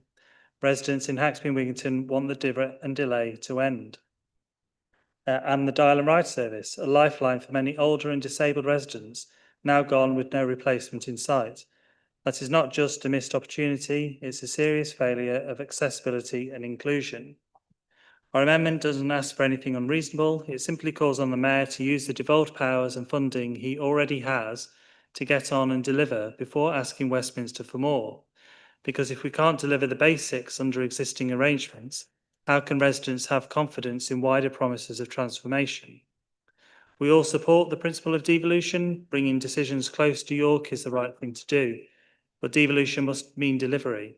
It must mean stations opened, roads improved, and local transport made more inclusive.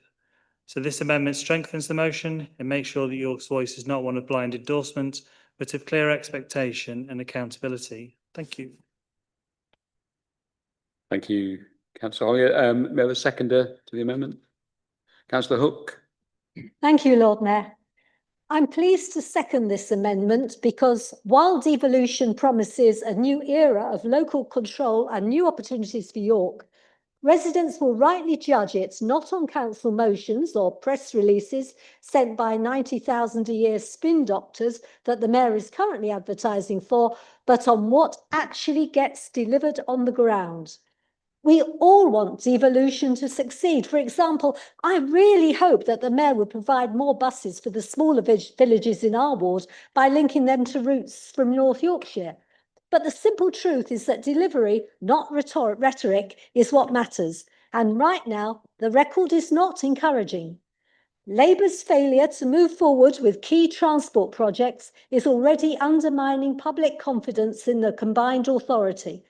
The York Outer Ring Road dualling and Haxby Station were projects with funding, plans and community backing, both ready to go, both essential to York's future. And yet both are now mired in delay, scaled back and surrounded by uncertainty. This is fundamentally about credibility because if the Mayor, the combined authority and this council can't deliver the very schemes that residents have been promised for years, schemes that were shovel-ready and achievable, how can anyone believe that the next wave of devolved powers will bring real change? Devolution can only succeed if it delivers visible, tangible improvements to people's daily lives. It relies on trust, and that has to be earned, not assumed. And the consequences of failure go to the heart of York's economic future. The Outer Ring Road and Haxby Station are not abstract infrastructure projects sitting on a wish list. They are critical enablers of growth, unlocking housing, jobs and investment across the city. Every month of delay costs York. There are thousands of new homes designated for the north of the city in the local plan. And without the outer ring road dualling, that growth simply cannot be supported. If the mayor doesn't now step in to fill Labour's ring road black hole, the consequences will be clear. More gridlock on the ring road, more traffic falls through residential streets and the city centre, disrupted supply chains and businesses that decide York simply isn't the place to grow. York deserves better than delays and excuses. That's it. Thank you, Councillor Hook. Members, I need to give you the guillotine warning. The guillotine is going to fall in 10 minutes, but I'm just mindful of the fact that I want to give as much opportunity as we can and finish on time. So I'm going to move to Councillor Baxter, asking you if you'd like to reply. Thank you, Lord Mayor. Yeah, just a few points, because I don't think the Lib Dems are clearly aware of what's actually going on in the city. Mayor Scaife is putting £100,000 into Haxby. I would assume as a local council that you would be welcoming that. He's been supporting local businesses in the city centre as well. There's stuff going on in Walmgate. There's been stuff going on in Acomb. There's plenty of stuff going on. We had previously the Prime Minister turn up to Haxby with just for a photo opportunity to say this is shovel ready. It wasn't shovel ready, is the reality. And we've been saying that, but because they seem to have bought into this, it doesn't seem to have cut through. I know that the MPs in the city, that the mayor and that the council will continue to push on Haxby Station, because everyone wants Haxby Station, because we understand that it will lock growth, and we're not going to just give up now that we have all our Labour politicians ready to ask the government for this. The mayor's also delivered the £1 bus fare, which has been used by thousands of children, and he's extended it to North Yorkshire so that children can go between the two of them. And another example of delivery is the park and ride extension of hours, which will help people get home from work safe, and will enable people who are working different shift hours to get home safe and for a decent and affordable rate. So there's plenty of stuff that's been delivered by the mayor so far, and he's not been in particularly long. But it's a shame that none of this seems to have been welcomed so far. Thank you, Councillor Baxter. I'm now going to move to a vote on the amendment. If you would like to vote for the amendment, please raise your hand. Are you voting for? No. That's 17, Lord Mayor. So that's and those against.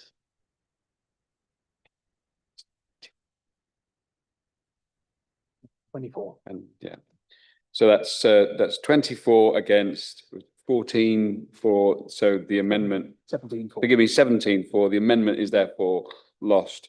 I want to move to debate on the substantive motion. I'm just aware that there are. I'm going to ask for two members, as brief as you can be. Councillor Culwick and then Councillor Whitcroft.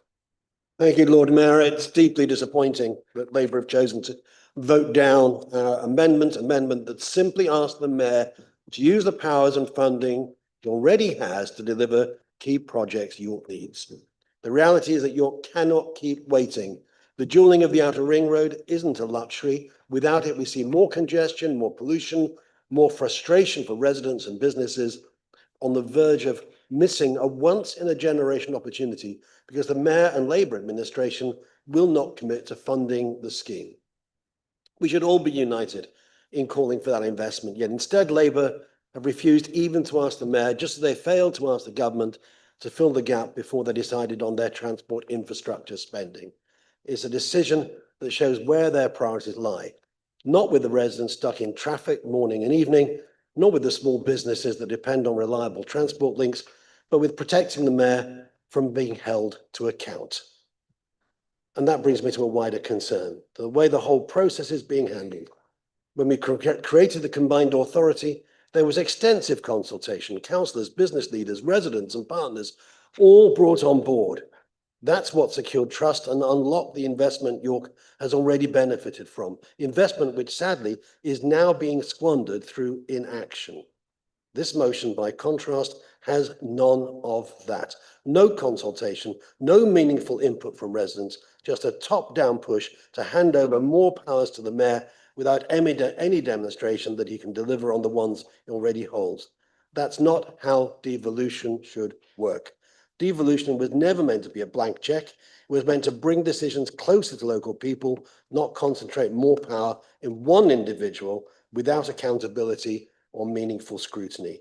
We want devolution to succeed. We want York to thrive, but we cannot in good conscience support giving the mayor even more powers when there has been so little evidence of delivery. Let's see progress on the Outer York Ring Road. Let's see a replacement for Dial and Ride. Then York residents will have reason to believe that more devolution will actually deliver for them. Thank you, Councillor Whitcroft. Councillor Whitcroft, ask to be as brief as you can, and then we'll come to Councillor Baxter before the vote. Councillor Whitcroft. Thank you, Chair. Thank you, Lord Mayor, and thank you, Councillor Baxter, for bringing this motion. I was very pleased. This motion is about two ways of praising, enhancing and engaging with devolution in our city and across the country. I did appreciate the Lib Dems input from Councillor Holly Enox. I agree with it, but it's always nice to hear from a fellow fourth placed parliamentary candidate. I know that the Lib Dems often prefer devolution on the other end of the spectrum with their plethora of parish and town councils. But as far as I'm concerned, devolution at the local level is very important, but it is even more so at the regional level. Making large strategic decisions can be difficult for a small but mighty city like York. North Yorkshire has around 5 times York's population and many times our size. Rather than being outnumbered, we are an effective partner on the combined authority, which has allowed us to secure key investment for York outlined in this motion.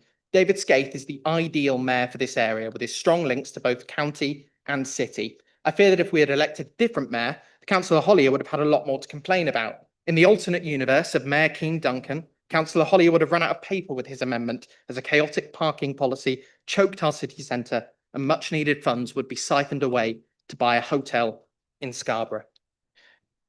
It is important that we talk about the key issues that the mayor can invest in. I know that the Lib Dems brought up the issue of dualling the outer ring road. The Lib Dems are big fans of dualling. They seem to want to have one every time this subject comes up. But whilst many of the Lib Dem benches campaigned for this long and hard, it was a Labour administration that applied for the planning permission and that was granted. It is a Labour mayor who was overseeing its implementation. Rather than just praising the concept and expecting everyone else to do the hard work, we have a sensible plan for delivery. Similar with Haxby Station. Each of these projects must be completed practically, sensibly and with money that is ready. We can't just randomly raid mayoral funds when we feel like it. The attacks on the mayor, I think, were churlish and unnecessary. I think we should support this motion and oppose that amendment that came forward. I'll be paying attention to the tally of the votes at the end. Lord Mayor, I am wrapping up. Councillor Hollier is about to make a marked improvement on last year's results, and I hope that he gets to come second this time. Thank you. Thank you, Councillor Whitcroft. Councillor Baxter, very, very quickly, would you like to reply? Thank you, Lord Mayor. Briefly, just like to thank the Lib Dems for their contribution to the debate. It's nice to see them sort of supporting devolution, but not really, and sort of being up in the air about it. And also thank you, Councillor Whitcroft, for his comments. I hope Council vote this motion. Thank you. I'm now going to move to the vote. So if you are wanting to vote for the substantive motion, please raise your hand now. Vote for the motion.